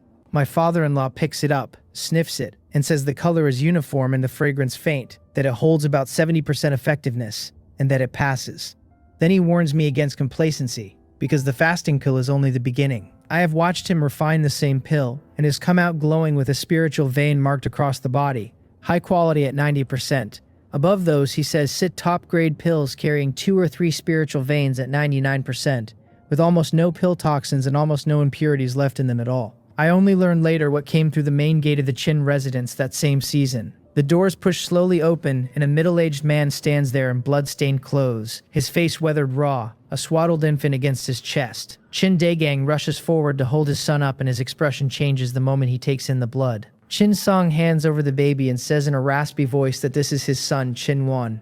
He came by a strand of Foundation Establishment baleful chi by chance. The news leaked, and he was ambushed for it. The boy's mother fought 2 of the scoundrels to the death so her husband could break out and run with the child. Then Qin Song pauses and resolve settles into his eyes. He says he will head out at once to attempt Foundation Establishment and will be back within a few months if he succeeds. If he fails, he entrusts the child to his father and begs forgiveness for a son's lack of filial piety. Qin Daegang is an old hand in the martial world, and he knows a Foundation Establishment spiritual item is a source of calamity whose danger swells with every day it is carried. So he does not argue. He claps his son's shoulder, tells him to put the burden down, and says in a low voice that home is being held. Qin Song takes one long look at the swaddling clothes and turns and leaves. Spirit Farm number 17, my own courtyard, at dusk. A bonfire is lit and a barbecue rack spread over it, and layer after layer of oil goes onto the skewers until the smell of roasting meat fills the yard. 5 of us sit around it eating and joking, myself and Huang Wangyu and Li Huiyo, with senior brother Jiang Wol and senior sister Na-un. We are close in age and have been fellow disciples for more than a decade,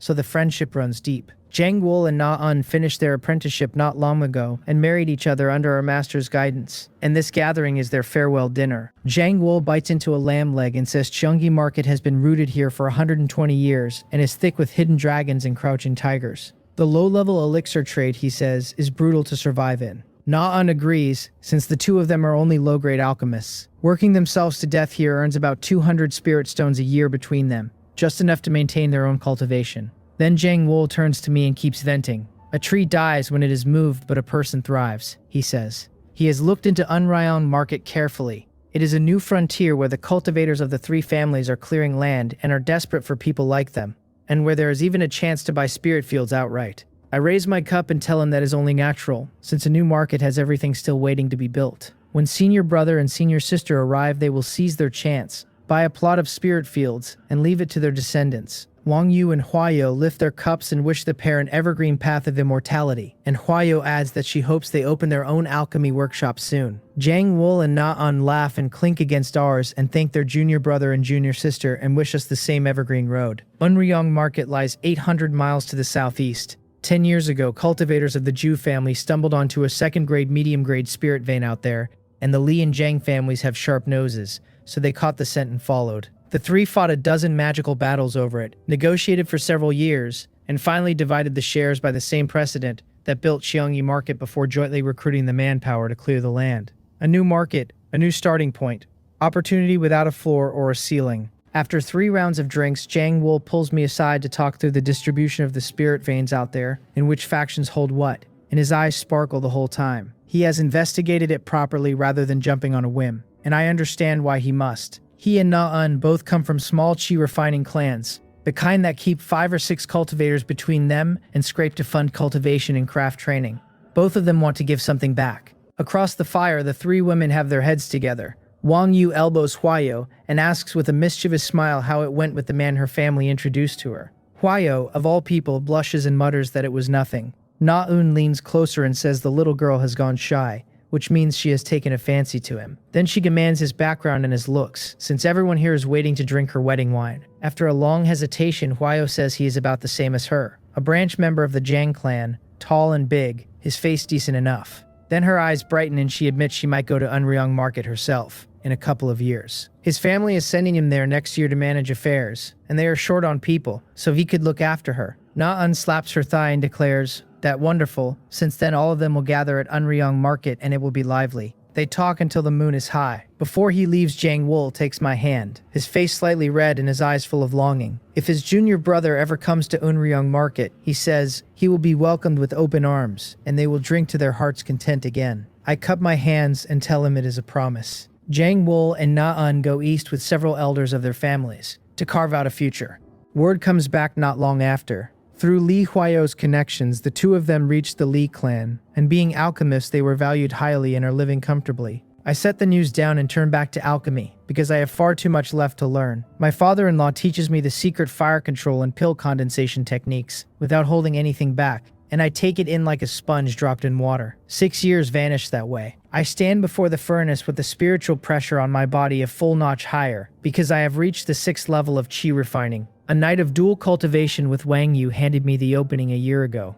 It was not the plan, and I am not complaining. I call the fire up, and my heavier dharmic power steers it more easily than ever, and a cluster of pale green flame flares inside the furnace. My seals blur into afterimages, and the cluster splits into more than 1,000 threads of fire, each as thin as silkworm silk. At the next seal, they disperse across the furnace mouth like a spider web. This is the Huang family's secret, the 1,000 threads and myriad strands art. At major achievement, the fire divides into 10,000 threads, every one temperature controlled on its own. A single herb can be scorched differently at different points, and herbs with wildly opposed properties can share one furnace. Even Huang Woliang only reaches 7,000, and after years of grinding I have barely scraped into the entry level at 1,000. I feed in the herbs and the threads wrap them tight and melt them into their separate liquids.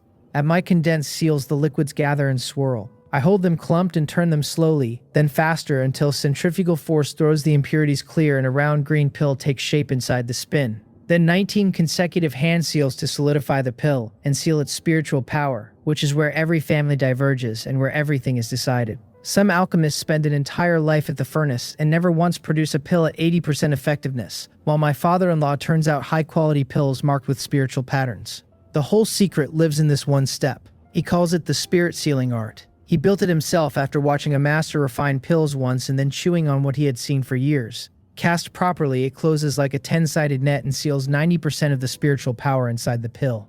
I cast the collecting seal and the lid gives, and a Longan-sized emerald green pill sails out into my hand. The Huang family rejuvenation pill. The body is flawless and the medicinal fragrance clear, which should put it at 85% effectiveness, though the spiritual patterns never formed, so it is only a minor high-quality pill. The rejuvenation pill is low grade, but its refining difficulty sits in the upper middle tier, and a minor high-quality version is something an ordinary alchemist might never hold once in a lifetime. My alchemy Tao has moved fast these last years, and the pill in my palm says so louder than I would. In the inner hall, Huang Wolyang turns it over and over and finally smiles. From tomorrow, he says, the workshop's rejuvenation pills are mine to refine, and I should be careful and cautious and not ruin our reputation. Then he pauses with the smile still in his eyes. I take 80% of the profit, he says, and leave him 20 as rent, because Wang Yu and I have a family of our own to support. I bow and thank him properly, and he chuckles and waves me off and tells me not to forget to spend more time with his daughter. Walking out, I do the arithmetic and land on 300 to 400 spirit stones a year, which is what one of the Huang family's 3 signature items is worth. Finally, I can support my family with my own 2 hands, and the weight comes off my shoulders so cleanly that I reach the backyard on light steps.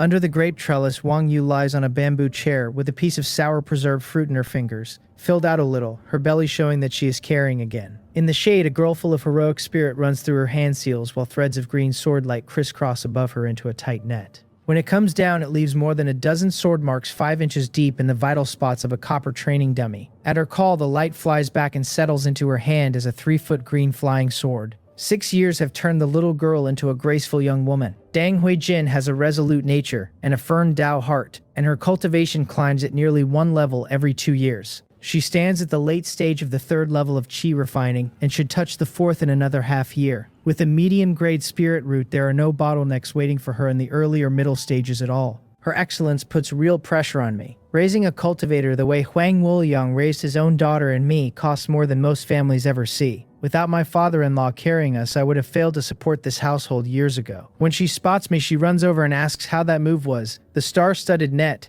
and I tell her my swordsmanship is already no match for hers. We have always been close, both of us in love with cultivation. I am still her sparring partner, even with my sword-controlling skill fallen behind, because my fire control and the dharmic pressure of a higher realm let me teach her a thing or two anyway. Wang Yu complains from the bamboo chair that once the girl has her father, she forgets her mother. Huijin denies it instantly, being her mother's daughter in cleverness, and goes to knead her mother's back and shoulders while saying witty things until Wang Yu is laughing out loud. I watch the two of them and say nothing at all. The next day, my father-in-law hosts a banquet at a restaurant in the market, and it is another farewell. Li Huayo, barely finished with her own apprenticeship, comes with her husband Jiang Sichang, because what she said years ago at the bonfire has come true, and she really is leaving for Unyang Market. Jiang Sichang turns out to be a tall, heroic-looking middle-aged man at the 6th level of qi refining, the same as me. We cup our hands and get acquainted, and since we are both inclined to make friends, we talk happily for a long while. I come away with a great deal of news I did not have that morning.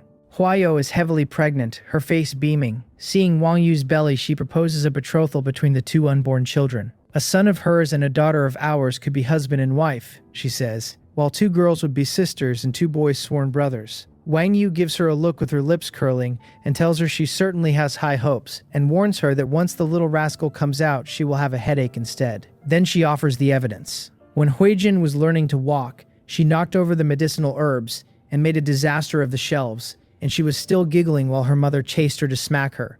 Huayo laughs and says that only proves the child is clever, and admits she is hoping for a daughter exactly like Huijin, heroic and sensible at once. After the meal, Huayo cannot make herself leave. She hugs Wang Yu with her eyes gone red and says she grew up here and truly cannot bear walking out like this. Wang Yu pats her back and reminds her that she is not being exiled and can come back whenever she misses the place. The whole group cups their hands and says goodbye. A few days later, she and her husband ride out with the main force of their family. All 3 foundation establishment families, the Zhu, the Li, and the Jiang, are concentrating their strength on Unyang Market now, because Cheonggi Market has become too stable to be worth much to them. The same 3 families opened it jointly, but 100 years on the Chunghua sect stepped in as suzerain sect to collect taxes and take the large profits. Their voice and their margins have shrunk every year since. Nobody shakes a suzerain sect's decisions, so they move their targets instead. Wang Yu sighs and counts it out loud. 6 years ago, it was senior brother Jiang and senior sister Na, and today it is junior sister Li. Old friends are scattering, with no way to know when any of us meet again. I hold her against me and tell her softly that all good things come to an end. 800 miles is a journey of a few days, and she can visit next year if she misses them. She curls her lip and says she does not want to, that it is dangerous outside the market, and that we should simply live our own lives well.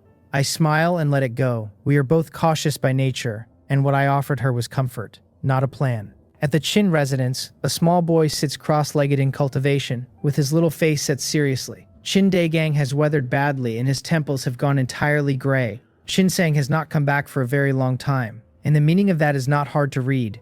Foundation establishment is hard to achieve. The old man grieves it inwardly because he does not even know where his son's remains lie, which makes them impossible to collect. Only when his gaze lands on his grandson does warmth come into his face, and even then regret follows close behind. 2 years ago, he tested the boy's spiritual roots and found only a low-grade wood spirit root, and with aptitude like that, the Tao will be hard to seek. So Chin Dagang shakes his head, and then all at once he lets it go. What of it if the root is low-grade? He asks for nothing more than a grandson who does not strive for power and lives a peaceful life, and passing down the family line, he decides, is good enough. The second year, Huang Wangyu gives birth to a boy, delicate as carved jade, with a cry loud enough to carry across the courtyard. I hold my wife's hand and think for a while before I name him Dang Yo Jiang, because I want his life smooth and successful, and as free as drifting clouds over easy country. Wang Yu nods with a warm smile. Huijin immediately takes charge of her little brother and carries him everywhere she goes. 3 more years pass, and the regular customers of the Huang family alchemy workshop begin to notice something. Old workshop master Huang appears at the counter less and less, and most days the shop is run by his son-in-law, the new shopkeeper Dang. The old man tells anyone who asks that the son-in-law has extraordinary skill in the alchemy Dao. He is already a medium-grade alchemist, and all 3 of the workshop's signature pills are his. In truth, those 3 have been coming out of my furnace for quite some time. When the news first spread, more than a few regulars worried the quality would slip, but batch after batch reached the shelves without dropping a hair. As the seasons turn, the gossip gets replaced by praise for the old man's good eye. Let them praise him. He earned it the day he took a low-grade root into his family. On a warm afternoon, Huang Wolyang stands at the furnace and calls the fire up. 7,000 strands shoot out like silver threads and weave into a dense net. As the ingredients drop in, the threads coil around them like spirit snakes and melt them into liquids of every color. Guided by his seals, the liquids gather and condense into round pill beads under high-speed rotation. I watch with my breath held, because the process is pleasing to the eye and because I have a stake in this one. Please, let this be the time it works. As my alchemy grew proficient these last 2 years, my father-in-law let go of the shop by degrees and handed it to me, so he could give himself to one thing only, completing a remnant formula. His inheritance is full of subtleties, and he considers himself no weaker than a high-grade alchemist, yet he has never once held a high-grade pill formula to prove out a life's work. There is no shortage of high-grade alchemists in the market, but nobody hands over the secret of a livelihood, so he could only build one himself, or improve one that existed. 20 years ago, the Cheongmok Chamber of Commerce held a small auction, and one formula there caught his eye. The Sangwon pill, a second-tier formula that had drifted out of a secret realm, and only a fragment of it at that. He spent a large sum to take it anyway and gave more than 10 years to completing it. Once I became accomplished in herbology, I joined him, and between the 2 of us and dozens of failures, we finalized a version not long ago that neither of us can see how to improve. Now it gets verified. The furnace vibrates without stopping while he casts the pill stabilizing and spirit-locking seals in succession, his hands flying, sweat breaking on his brow. I can see how hard this one is to refine. Then the last collection seals go in, and the furnace opens with the fragrance rolling out of it, and an indigo pill drifts up and settles into a white jade bottle set out beforehand. He breathes out one long mouthful of turbid air and says with a smile that the pill has barely formed. That means the formula the 2 of us derived is at least somewhat reasonable, since an unreasonable one would have produced nothing at all. I cup my hands and congratulate him on a high-grade pill. He is enormously pleased, and privately he takes it for granted that the formula ranks among the high-grade series. On the surface, he waves it off and says nothing is appraised yet. The effects are undetermined, and talk like mine only invites laughter. He is not wrong to be careful. The 2 of us rebuilt this thing out of a second-tier fragment with a great many changes made, and a pill forming is not the same as a pill working. He asks for the tools, and I bring them out smiling. 1 white jade tray and 2 glass cups. I tell him I already soaked them in spirit spring water for 3 hours to strip any stray impurities out of the vessels themselves. He strokes his beard and approves. Then he washes his hands, burns incense, and circulates his magic power to clear the turbid air out of his nose and mouth before he begins. The alchemy world produces a staggering number of pills every year, so there is naturally a complete set of pill appraisal methods, 5 steps in order.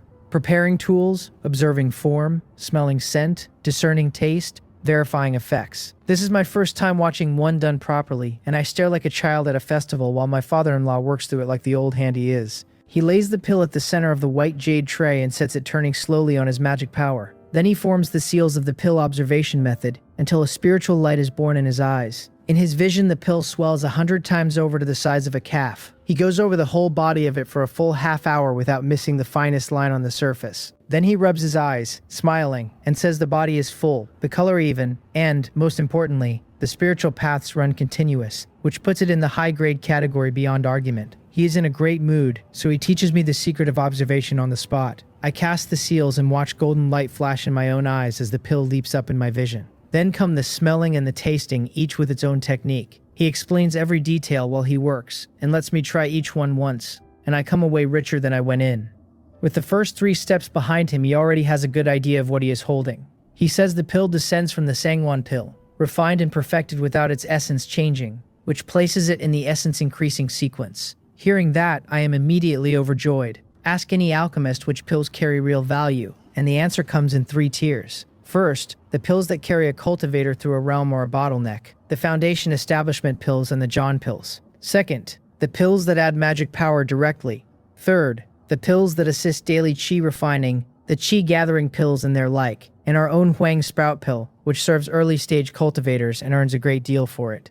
What just came out of that furnace sits in the second tier. He moves straight to verifying the effects, so I open a wooden box and take out a red-tailed mouse, which is clever enough to press its paws together and bow to the 2 of us. He laughs softly and tells it not to worry, since this pill should be harmless, then dissolves half a pill in spirit spring water and gives the mouse exactly 2 drops. With a hand on its belly, he performs the internal vision method to feel what happens at its dantian. Surging spiritual power rises almost at once, and the mouse swells like a balloon with its fur on end, until it is a round red ball. His eyes light up as he says the effect is strong, and 2 drops were fortunate. Then he pours his own magic power in to steer that power through the meridians so the belly does not burst. After an incense stick's time, the red-tailed mouse is its own shape again, its fur more lustrous than before, and its eyes bright with spiritual light, plainly better off than it was. It pants, squeaks, and bows to us both a second time, as if in thanks. My father-in-law chuckles and says it really is clever, and tells me to observe it for a few days. 2 months of trials follow before either of us relaxes. At the end of them, he swallows 1 whole pill, meditates for 2 hours, and delivers the verdict. Refined properly, it lifts a late-stage chi-refining cultivator's magic power by 20%, and saves 2 years level with the essence-increasing pills already on the market. I am delighted, because the workshop has another major signature pill. He points out that late-stage cultivators are racing a clock and will not care about a little pill toxin. All they want is the great perfection of chi refining before 60 and 1 full-hearted run at foundation establishment. Then he adds that every essence-increasing pill has a ceiling, and doses past it do nothing, which is exactly what makes them precious. I ask him to name it. He thinks for a moment and calls it the AnimeCapped pill. The news moves through Cheongji Market fast. The old owner of the Huang family alchemy workshop has become a high-grade alchemist, and before anyone can pick at that, the second announcement lands on top of it. The AnimeCapped pill exists. It sells at 300 spirit stones a pill, worth 2 years of cultivation to a late-stage cultivator, with the effect diminishing as doses stack. The first 3 carry the best utility and come to about 5 years between them. The price matches what the other 2 workshops charge for comparable goods, and it still leaves us a 50% margin. Then Huang Woliang goes out and demonstrates the thing on himself. He broke through to the 9th level of chi refining only 3 years ago, and after taking 6 or 7 AnimeCapped pills in a row, he walks straight into the great perfection of chi refining. He is past 70, so his odds at foundation establishment are so thin that attempting it would be close to suicide, but nobody watching cares about that. What they see is proof. Late-stage chi refining cultivators come at us in a wave, and the ones under 60 come hardest, because those are the years when foundation establishment is still worth attempting. 900 spirit stones, less than the price of 1 peak-grade magical artifact, buys back 5 years of a life. Some of them work out that the medicinal utility only dies completely at the 7th pill, and hand over 2,100 spirit stones for a full set of 7 without blinking. At the workshop, I tell my father-in-law he has worked hard, and I mean it, because my own alchemy is not up to this, and he is the only one who can refine it. Orders are stacked 3 months deep, and the difficulty is high enough that he cannot yet pull multiple pills from one furnace, so he labors day and night. We take in so much so quickly that I get flustered and start worrying whether we can hold on to it. He waves that away and says the audience for this pill is limited, and things will settle soon enough, so we should earn what we can, while the earning is there. Events run exactly as he called them. Within a few months, nearly every late-stage chi refining cultivator in the surrounding country has been served, and buyers thin out to 1 or 2 a month. Our biggest customer becomes the Cheongmok Chamber of Commerce, which answers to the Cheonghwa sect. The 2 sides settle on 30 AnimeCapped pills a year, At 200 spirit stones each, that price crushes our margin and our profits fall off a cliff. And my father-in-law is delighted anyway, because we have finally established a connection. I agree with him completely. In this world, strength is king, and it does not matter how many spirit stones a man earns if he cannot keep them. Within Cheongji Market, the Cheongmok Chamber of Commerce stands among the strongest and most influential houses there are. A standing relationship with them steadies our business, and better than that, opens their channels to us. Through those channels, a person can reach things that never appear on an open shelf. Foundation establishment spiritual items, for instance. My father-in-law changes the subject and asks whether I have tested Iljian yet, since the boy is 3 now. I admit he has no spiritual roots at all. He pats my shoulder and says it is normal, since even children of Foundation establishment cultivators are born without roots. I should teach the boy medical arts and worldly martial arts, he says, and let him continue the family line early. Then comes the harder half, that Huijin's personality will never inherit the alchemy Dao either, and that I should make my plans now. A face surfaces in my mind while he is still speaking. I lean in and say a few quiet words, and he listens and nods slightly and says it is worth trying if it can be made to work. Then he pauses and tells me that if it does not work out, I am not to treat them poorly. At the Chin residence, the wrinkles have deepened and the complexion has gone sallow. The eldest Mrs. Chin passed away from illness not long ago, so only the old man is left. He comes out to greet me himself, and his voice is raspy, but there is real gladness in it when he calls me by my boyhood name. I smile and greet him as uncle. I have come here often over these years, and I have watched a once imposing man age one step at a time, and every visit leaves a weight behind in my chest. In the courtyard, a young boy practices spells with his back straight, his features carrying a steadiness that does not belong to his age. He overlaps almost exactly with my memory of Chin Sung, and he has plainly inherited my old friend's talent. I say aloud that one looks more like Brother Sang every time I come, which puts a smile on Chin Daegong's face as he waves the boy over. Chin One runs to us and bows and greets me as uncle, his movements steady, his eyes clear and composed, and I rub his head and like him better the longer I look. I understand standing there. What makes an old man go soft over somebody else's child? The talent of an old friend, in the son of an old friend. This family sheltered me when I had nothing, so how could I not love a well-behaved boy who came out of it? Seated in the inner hall, I lay out why I came. I want one to study alchemy with me. Chin Daegang is too stunned to answer, so I keep going. I tell him honestly that I tested Ilgyung for spiritual roots a few days ago and found none, and that Huijin loves flying swords and cultivation and has no interest whatsoever in the furnace. One's steadiness makes me think he can inherit my alchemy Dao. I promise to teach him everything I know and hold nothing back. The old man listens without a word, and when he comes back to himself, tears are running down his face and he is thanking me. He has grown old enough to be wise and he is nobody's fool, so he knows exactly what the offer is worth. Even if my own children cannot inherit the craft, there would still be a generation after them, and no family gives a livelihood to an outsider without a reason. The reason is sentiment. It rests on all the years between our two houses. I get him steadied and tell him we are one family and should not talk like strangers. He composes himself and turns to Qin Wan and tells him to kneel, kowtow 3 times, and call me master.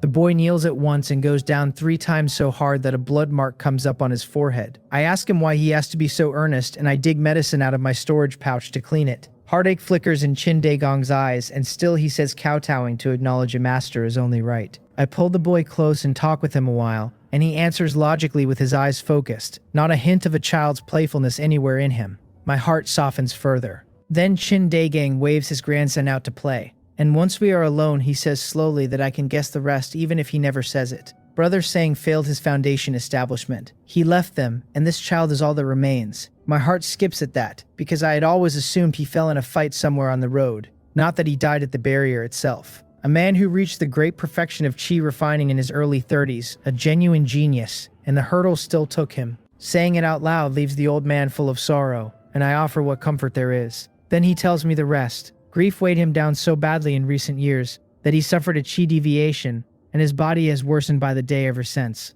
One is too young to be left, though, so he has forced himself to hold on. His voice shakes when he says he does not dare to die. I take his pulse immediately. His meridians are in complete disarray, about as bad as a body can be while it is still walking around. He waves my concern off and says he knows his own condition, and that his only worry was ever the boy.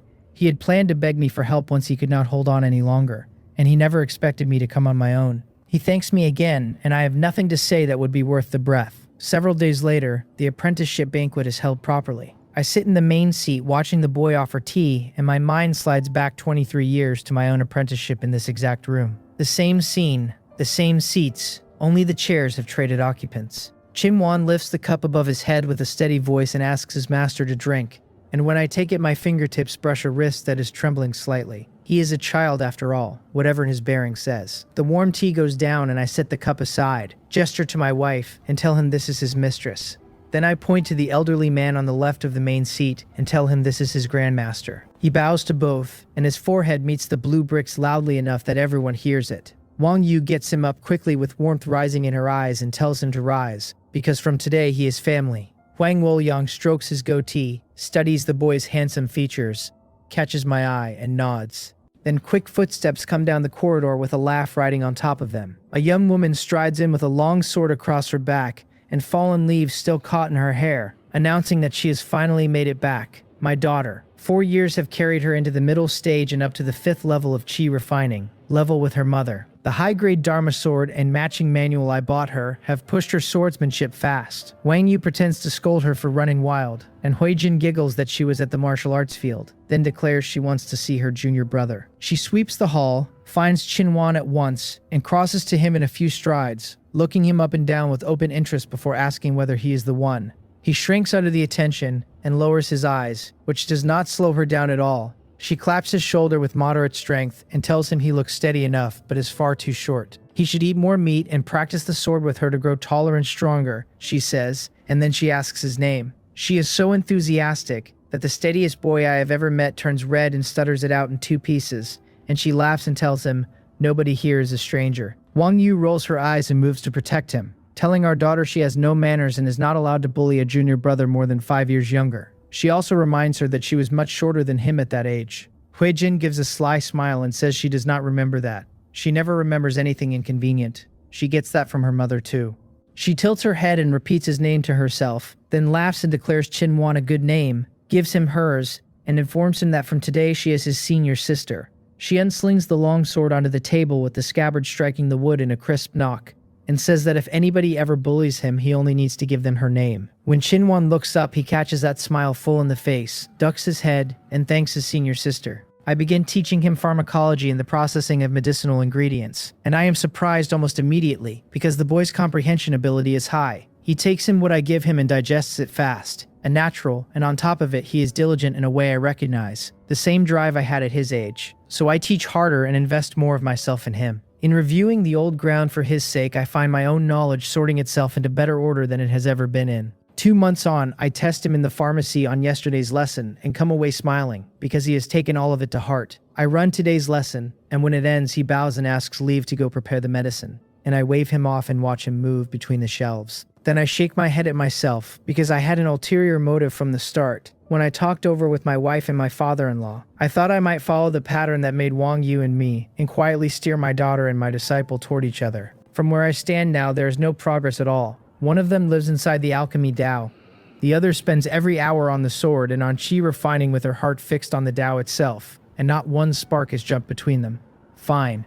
Children get their own fortunes, and I stop thinking about it. Another month goes by, and at the Chin residence, Chin-wan kneels on the floor with his eyes full of tears, looking at his grandfather in the bed. Ever since the boy took me as a master, Chin Daegung seems to have cut his last lingering attachment, and his body has fallen away at a rate anyone could watch. He lies there with his withered face turning gradually rosy, the last glow before the end. He grips my hand, tells me his savings from many years are in the storage pouch at his side, and entrusts one to me. I promise him he can rest easy, that I will treat the boy exactly as my own son. Relief comes into his face. He calls Wan to him, looks at him with love, and tells him to be obedient and study hard. The boy nods with his eyes red and swollen and swears he will take alchemy seriously, then says he does not want his grandfather to go, and cannot stop sobbing after that. Chin Daegang calls him a silly child and tells him everyone has this day, and that grandfather is only going to see his grandmother and his father. The boy must take care of himself, never be overly competitive, and pass on the family line as soon as he can. Then, with nothing left owing, he closes his eyes for good. The boy wails. I stand there and let him, and I sigh where nobody can hear it. Once he has emptied himself out, I pat his shoulder and tuck the storage pouch from the table into his robes. 2 days later, the funeral runs in good order under my arrangements. Chin Daegung's friends come one after another to pay respects, and I stand as greeter with one kept at my side the whole time. Every one of them meets his face, and the ties of the older generation pass down properly. By evening, the visitors thin to nothing, and the boy kneels before the coffin with his eyes gone vacant. Wang Yu feels her mother's instinct rise and starts toward him until I hold her back and tell her to let him walk Uncle out to the end. Back at the alchemy workshop, Huijin is playing with her little brother, having visited the morning hall herself earlier. She is surprised to see us come home without him, and I tell her the child leaned on his grandfather his whole life, cannot accept it yet, and is still kneeling there. That brings back the vacant look she saw on him at noon, and she says she will go to him. Her mother stops her only to slow her down. The boy has not had water or rice all day, she points out, and the kitchen already has meat porridge on for her to carry over. What happened in that morning hall I only heard about afterward, in pieces, from both of them. A cold wind comes through the dilapidated door panels with a whimpering sound in it. Looking at his grandfather's face, all the strength Qin faked through the daylight hours collapses, and he puts his forehead to the ground and lets the tears run. Then a clear voice calls him junior brother, and he looks up to find a heroic girl coming toward him fast, with a clay pot in both hands, the meat porridge inside it bubbling. She shakes out fingertips the heat has turned red, takes a bowl and spoon from her storage pouch, fills it, and holds it out. She heard he has not eaten all day, she says, and he had better eat or he will never grow tall. He looks up into bright phoenix eyes fixed on him with plain concern, and warmth floods through him. He reaches for the bowl and finds his hand stiff and numb. The girl chuckles that this is what comes of not eating, tells him to circulate his magic power until he feels his fingers, and says she will feed him meanwhile. She scoops a spoonful, blows across it, holds it to his mouth, and tells him to open. His face goes faintly red and he obeys, and as he looks up at that bright smiling face, something is quietly planted in him that will not come out again. Once the funeral service is over, I pat the youth's shoulder and tell him to move into the alchemy workshop from tomorrow. There are empty rooms in the back courtyard, and it will be more convenient. He agrees, packs his belongings into his storage pouch and moves in the same day. What surprises me is that he does not stay sunk in grief. He comes out of it fast, and he comes out more diligent than he went in. Early morning, back courtyard, and my daughter's sword light is already sweeping in like a rainbow. Qin blocks it with an ancient mirror, slides his left foot back half a step, and sends 3 silver needles at Huijin's face in a triangle. She flips her wrist and draws a circle with the longsword, and the sword chi builds a wall that eats all 3. Then she calls for him to take a strike as the light crisscrosses the field. He dodges or turns her blade aside with his magical artifacts and never meets her head on, because he has only just reached the 3rd level of chi refining and cannot carry a straight exchange. So he plays to what he has, dropping a vine technique or a mud trap technique in at the moments they hurt, countering and giving ground, never once in a losing position. Under the grape trellis, Wang Yu watches it clearly and turns to me smiling, remarking that one's combat sense is rich enough that our daughter cannot put him down. I watch the boy thread himself through the sword light and say that Uncle spent his whole life doing exactly this, so no student of his was ever going to be poor. Even so, I did not expect one's talent for spells to run this high, with every technique coming off his hands easily. He is brother Sang's son. Of course it does. It ends at the railing, Qin backed against it, with nowhere to give and the tip of her sword an inch from his throat, close enough that the sword wind makes his neck itch. He says he lost. She pulls back with a bright smile and tells him he did not. They agreed to suppress their cultivation to the same level, and she used 4th level magic power for 1 strike, without which his defense would have held. Then she taps his shoulder with her scabbard, eyes curving into crescents, and tells him he is far better than the one she spars with at the martial arts arena. From now on, she says, he practices with her every morning. He catches the smile square in the face and answers low that he will. Another year goes by. Qin learns fast, gets pharmacology under him, and starts on the art of fire control. He and my daughter grow closer by the season, practicing spells and flying swords together every morning and dueling every few days. In the courtyard, Wang Yu and I play chess and talk about small things. She sets a piece down and asks how Il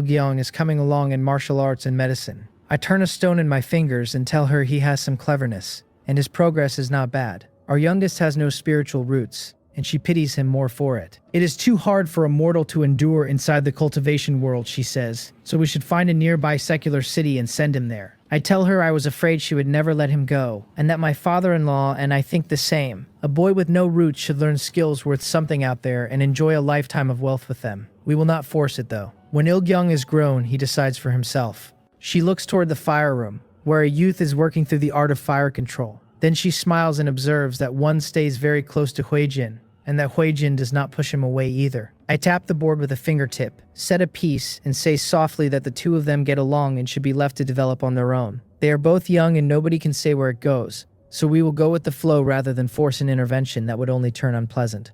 She thinks it over and agrees. Then she changes the subject, her fingertip brushing over the center point of the board, and asks whether I am about to reach the peak of the 6th level. I tell her my magic power has not moved in 2 days and that I have run into the late-stage bottleneck. My plan is to recuperate a few days and then take a pill to break the gate. She tells me to be careful, and looking at the worry in her eyes, I promise her softly that I know what I am doing. Several days later, in the seclusion room, I sit cross-legged and temper my magic power until it is in the best condition I can get it. Then I take a light yellow pill out of my storage pouch. It is a cloud-dispelling pill, the thing a cultivator needs to attack a late-stage bottleneck, and one costs 600 spirit stones, the price of a high-grade magical artifact. I swallow it, and the power that rises out of it goes crashing straight at the invisible barrier. 2 days later, I come out of the secret room with my face pale and start down the corridor. I do not get far. Chin-Wan hears the movement from the fire room, runs out, catches me under the arm, and asks what is wrong. I tell him it is nothing, that I only failed the breakthrough and took a slight injury. He takes my pulse anyway and reports that the spiritual energy in my dantian is disordered and my meridians have suffered a shock, then insists on half-carrying me to the inner courtyard. Wang Yu takes my other side and gets me onto the bed. When I say helplessly that the injury is not that heavy, she puts on a stern face and orders me to rest and recover for a few days. I do not argue with that face. Nobody in this house ever has. Lying there, I vent that I did not expect a bottleneck at this level to be so hard, especially since I have never taken a single magic-increasing pill. As a rule, those pills leave toxins that are hard to purge and make every later bottleneck worse. Cultivators with average aptitude endure without them and only start swallowing them in the late stage of chi refining, when it is time to gamble everything on foundation establishment. Wang Yu tells me it is perfectly normal, that if the late stage were easy, any fool could be a captain in the law enforcement team, and reminds me her own father needed 2 attempts. I admit I summarized his lessons precisely and expected to take it in one pass. She rolls her eyes and says failure is failure, and that at least I shook the barrier loose. Only the yellow flower pill I swallowed beforehand to stabilize my dantian, she points out, kept the injury light. I lean back against the head of the bed and count the cost out loud. Even a light injury takes 2 months to heal, and a cloud-dispelling pill is best taken a year apart, so it will be another 2 years before I can attempt this again. Then I count the rest of it silently. I am 39. There are 21 years left before the 60-year line. Enough time. I should get one honest attempt at foundation establishment in this lifetime. The peach blossoms in the courtyard bloom and wither and bloom again, and 2 years are gone. The breeze carries the smell of medicine out of the pharmacy and mixes it with the smoke off the furnace in the backyard, and the blend is unlike anything else I know. In the alchemy room, my finger seals run a notch faster than they used to. 5,000 strands of fire split off like silver threads and weave a net across the furnace mouth to swallow the ingredients, which melt down and turn slowly and begin condensing. My brow tightens on the churning indigo mass, because this one is entirely about the heat, and a fraction too much ruins the pill, while a fraction too little lets the medicine dissipate. At a soft hum, from inside my fingers start flicking and dozens of hand seals go in like shooting stars. Then the lid lifts on a gentle surge of spiritual power and an indigo pill spins out, traces 3 arcs, and lands steady in my palm. A Tier 1 high-grade pill, the AnimeCapped pill. The fragrance floods the room, crisp with the gentle warmth of herbs under it, and I appraise it a moment and say aloud that 60% medicinal potency counts as a success. From behind me, Chin-Wan congratulates his master on refining a high-grade pill and becoming a high-grade alchemist. He has watched the whole process with admiration crossing his face. The boy has grown half a head taller this year, the innocence wearing off his features, his eyes going very still whenever they land on a furnace. I laugh, seal the pill in a jade bottle, and toss it to him to carry to his grandmaster, a blessing wearing an ugly coat. I failed my realm and got 2 settled years at the furnace out of the failure. I still cannot stand beside my father-in-law, but I can refine the AnimeCapped pill now, and the market can call me a high-grade alchemist. Carrying the jade bottle toward the inner courtyard, my disciple runs straight into Huang Woliang under the grape arbor. The old man is flipping through a medical scripture in a moon-white robe, a mutton-fat jade thumb ring turning in his fingers. One hands the bottle over and says his master refined it. His eyes shift as he takes the bottle, and once he sees the quality, he strokes his beard.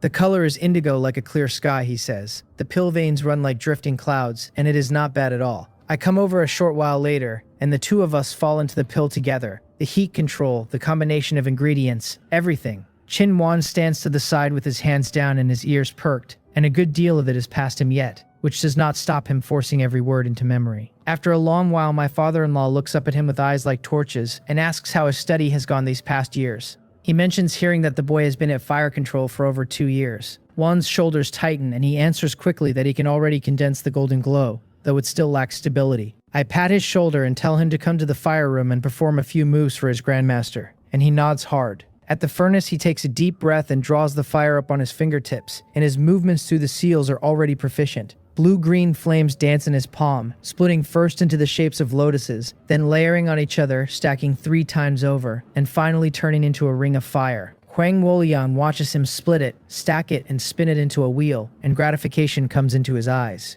Then comes the last seal, and the wheel contracts into a cluster of golden light that will not hold, and after a few breaths it comes apart. The old man says the restraining flame art is a little forced, and still missing something. Then he adds that using it at all, and reaching the 5th layer of the mysterious yang in barely 2 years, puts the boy ahead of where his master stood. That is fair, since I needed close to 6 years for that layer. One cups his fists and says his grandmaster overpraises him. I laugh and say the pupil surpasses the master, that his talent is stronger than mine, and that this lineage may one day be glorified further in his hands than in either of ours. Praised twice in a row, his cheeks go red, and my father-in-law only nods, thoroughly pleased with the grand disciple in front of him. There is nothing an old craftsman likes better than proof that what he built will outlive him. After that day, the refining of AnimeCapped pills passes into my hands for good. The old man turns his attention to improving other pill formulas, wanting to leave as much intangible wealth to his descendants as the last stretch of his life allows. A month later, I enter the seclusion room again, and come out 2 days after that with my aura risen a full level. Chi refining 7th level. I breathe out the turbid air, and the spiritual energy around me flows like spring water, while my aura pulls itself in and settles, very steady. I have barely stepped clear of the door when Deng Huijin springs out from behind a corridor, pillar like a butterfly off a branch. She feels the spiritual pressure at once, cups her fists, and congratulates her father on reaching the next realm, and I offer the usual modest noises. Perhaps because the last attempt went so badly, this breakthrough was smooth. The cloud-dispelling pill turned 2 years of stalled spiritual power restless, and I broke the bottleneck within hours and spent a day stabilizing what I gained. When I ask why she is out here, she explains that her mother assigned her and her junior brother to take turns guarding the door. That is my wife's care all over, and it warms me through, so I tell my daughter to come report to her mother before the woman worries herself sick. Walking to the backyard, I ask about her cultivation out of habit. She says the middle stage takes far longer than the early stage and that the 5th level of Chi refining cost her nearly 4 years. She still needs an opportunity before the next realm will open. Her speed is well past mine since I never took a level in less than 6 years and she is a full third faster. I chuckle and tell her that is already fast enough and that at her rate she will catch her father inside 5 years. She shakes her head and says she will not, because in 5 years, once her father has swallowed a few magic-increasing pills, he may well be standing at the 9th level of Chi refining. Clever girl. She gets that from her mother too. From a long way off, she shouts to the whole yard that her father did it, in a voice crisp enough to startle the swallows out of their nests under the eaves. Wang Yu is under the grape arbor working through the accounts. She pushes the ledger onto the stone table and rises, her skirt brushing the stool, and says with a smile that this time was quite fast. I tell her softly that I did not want her worrying. Her eyes flicker and she pinches my arm and accuses me of always knowing how to coax her. While she talks, her fingertips slip quietly onto my pulse to confirm the spiritual power is stable. Only then does she tell Huijin to have the kitchen add a few dishes. I put my arm around my wife's waist with the familiar medicinal scent of her hair under my nose. In the evening, on the bed, Huang Wangyu leans on my shoulder and the two of us talk about nothing in particular. Years of my nagging and supervising have finally paid off on her. Because lazy as she is, she never quite gave up on cultivation. 2 years ago, she broke through to the 6th level of Chi refining in earnest. Then she mentions that the Cheongmok Chamber of Commerce has sent over an invitation. In 3 months, they hold the large-scale auction they run once every decade, and a rumor is attached that a foundation establishment pill will be on the block this time. I shake my head and tell her it is most likely a gimmick. A foundation establishment pill is not worth a thought from us anyway, since even a real one would be swallowed whole by the 3 great families. Still, an event that only comes once in 10 years might put a few more foundation establishment spiritual items on the table. Wang Yu sighs and says looking is all we will ever do, since anything touching foundation establishment goes for an astronomical price. She keeps the household accounts so she knows exactly what we have. With the high-grade AnimeCapped pill on the shelves, the workshop now clears roughly 3,000 spirit stones a year, enough to buy 1 or 2 ordinary top-tier magical artifacts. Foundation establishment spiritual items run easily to 20 or 30,000, which is 10 years of saving with nothing spent on food or drink, and nobody stops eating. Daily cultivation, magical artifacts, robes, and my father-in-law's endless research all come out of the same box. I chuckle and tell her we can save slowly, and that Huijian is still young enough that her chance may come later. We should go and look anyway, since seeing an auction like that is worth something even to a man who buys nothing. Then something stirs in her and she asks whether I remember the pulse protection pill from the last auction. I raise an eyebrow and tell her I could hardly forget it. A first-grade pill at 3,000 spirit stones each, a price that was genuinely terrifying. She smiles softly and says a thing that saves a life is worth what it costs. For most cultivators, foundation establishment is a decision to die trying. There are two outcomes and no third one. The pulse protection pill was developed by a grandmaster alchemist for exactly that moment, to shield the meridians through the whole body and drag a failed cultivator back from the edge. I point out the drawback. One surge of energy, then it wanes, and on the third it is exhausted, and after swallowing that pill most of a person's drive to ascend goes with it, which drops the odds badly. Wan Yu laughs that without foundation establishment spiritual items the odds are already nothing, so a little lower changes nothing, and says we should simply buy a pulse protection pill when the time comes. Whether we succeed is another question. Staying alive is the important one. I take her hand, our palms pressed together warm, and tell her I will listen to her. When we reach the perfection of chi refining, we will each take a pulse protection pill and at least keep our lives. That is what she was fishing for, and she knows I know it. She is happy anyway because she understands her husband. My heart for the Tao is strong and I will never be reconciled to dying without one attempt, and with the aptitude we were born with, the odds are close enough to nothing. So she has set her goal as low as a goal goes. Not ascension, survival. 2 more months pass. I sit on a prayer mat with a purple wooden box of indigo pills open in front of me. 7 Ikbiot pills have gone down one after another, until the pill has nothing left to give me. My aura is well past a man newly arrived at the 7th level of chi refining, and my magical power has thickened into the late stretch of it, close to the peak. I look inward at what is sitting in my dantian and sigh that taking pills really is faster, since those 7 bought back a full 7 or 8 years.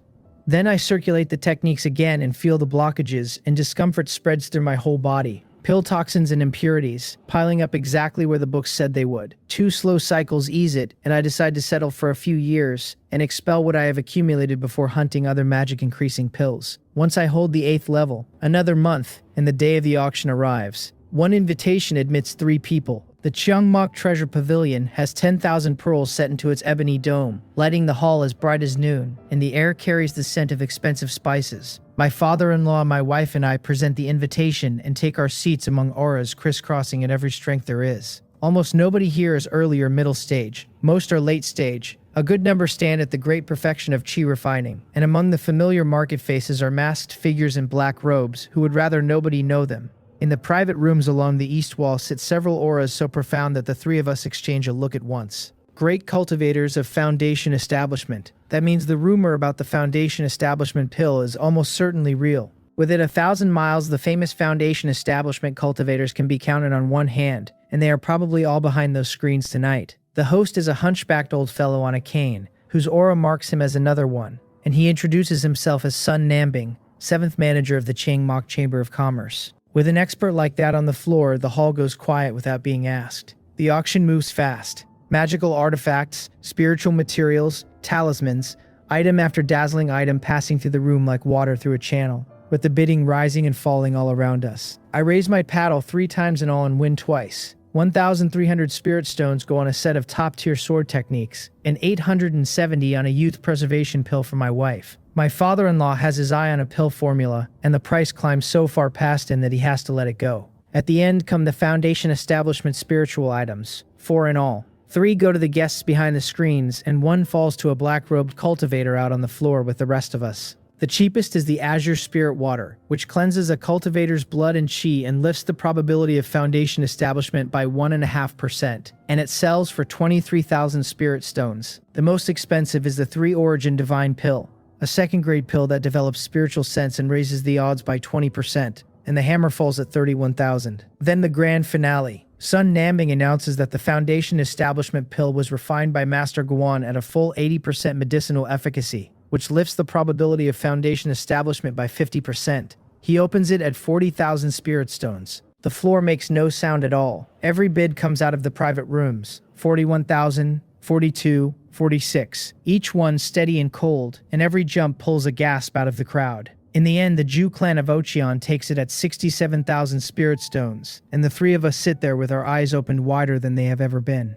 Somewhere behind a screen, an old man with white eyebrows snorts that old ghost Jew is nearing the end of his life. Wanting one last throw of the dice does not make it easy. Afterward, only Wang Yu is unhappy, complaining that there was not even a pulse protection pill this time. I smile and tell her it is not a Foundation establishment pill and does not stay rare forever, so we will certainly run into one eventually. The peach blossoms bloom and wither and bloom again, and several more years go quietly by. In the seclusion chamber of the alchemy workshop, the spiritual energy hangs thick enough to see. I sit on a futon with a long-incised pill floating in front of me, crimson through its whole body, a crimson origin pill with effects much like the Ikbiop pill.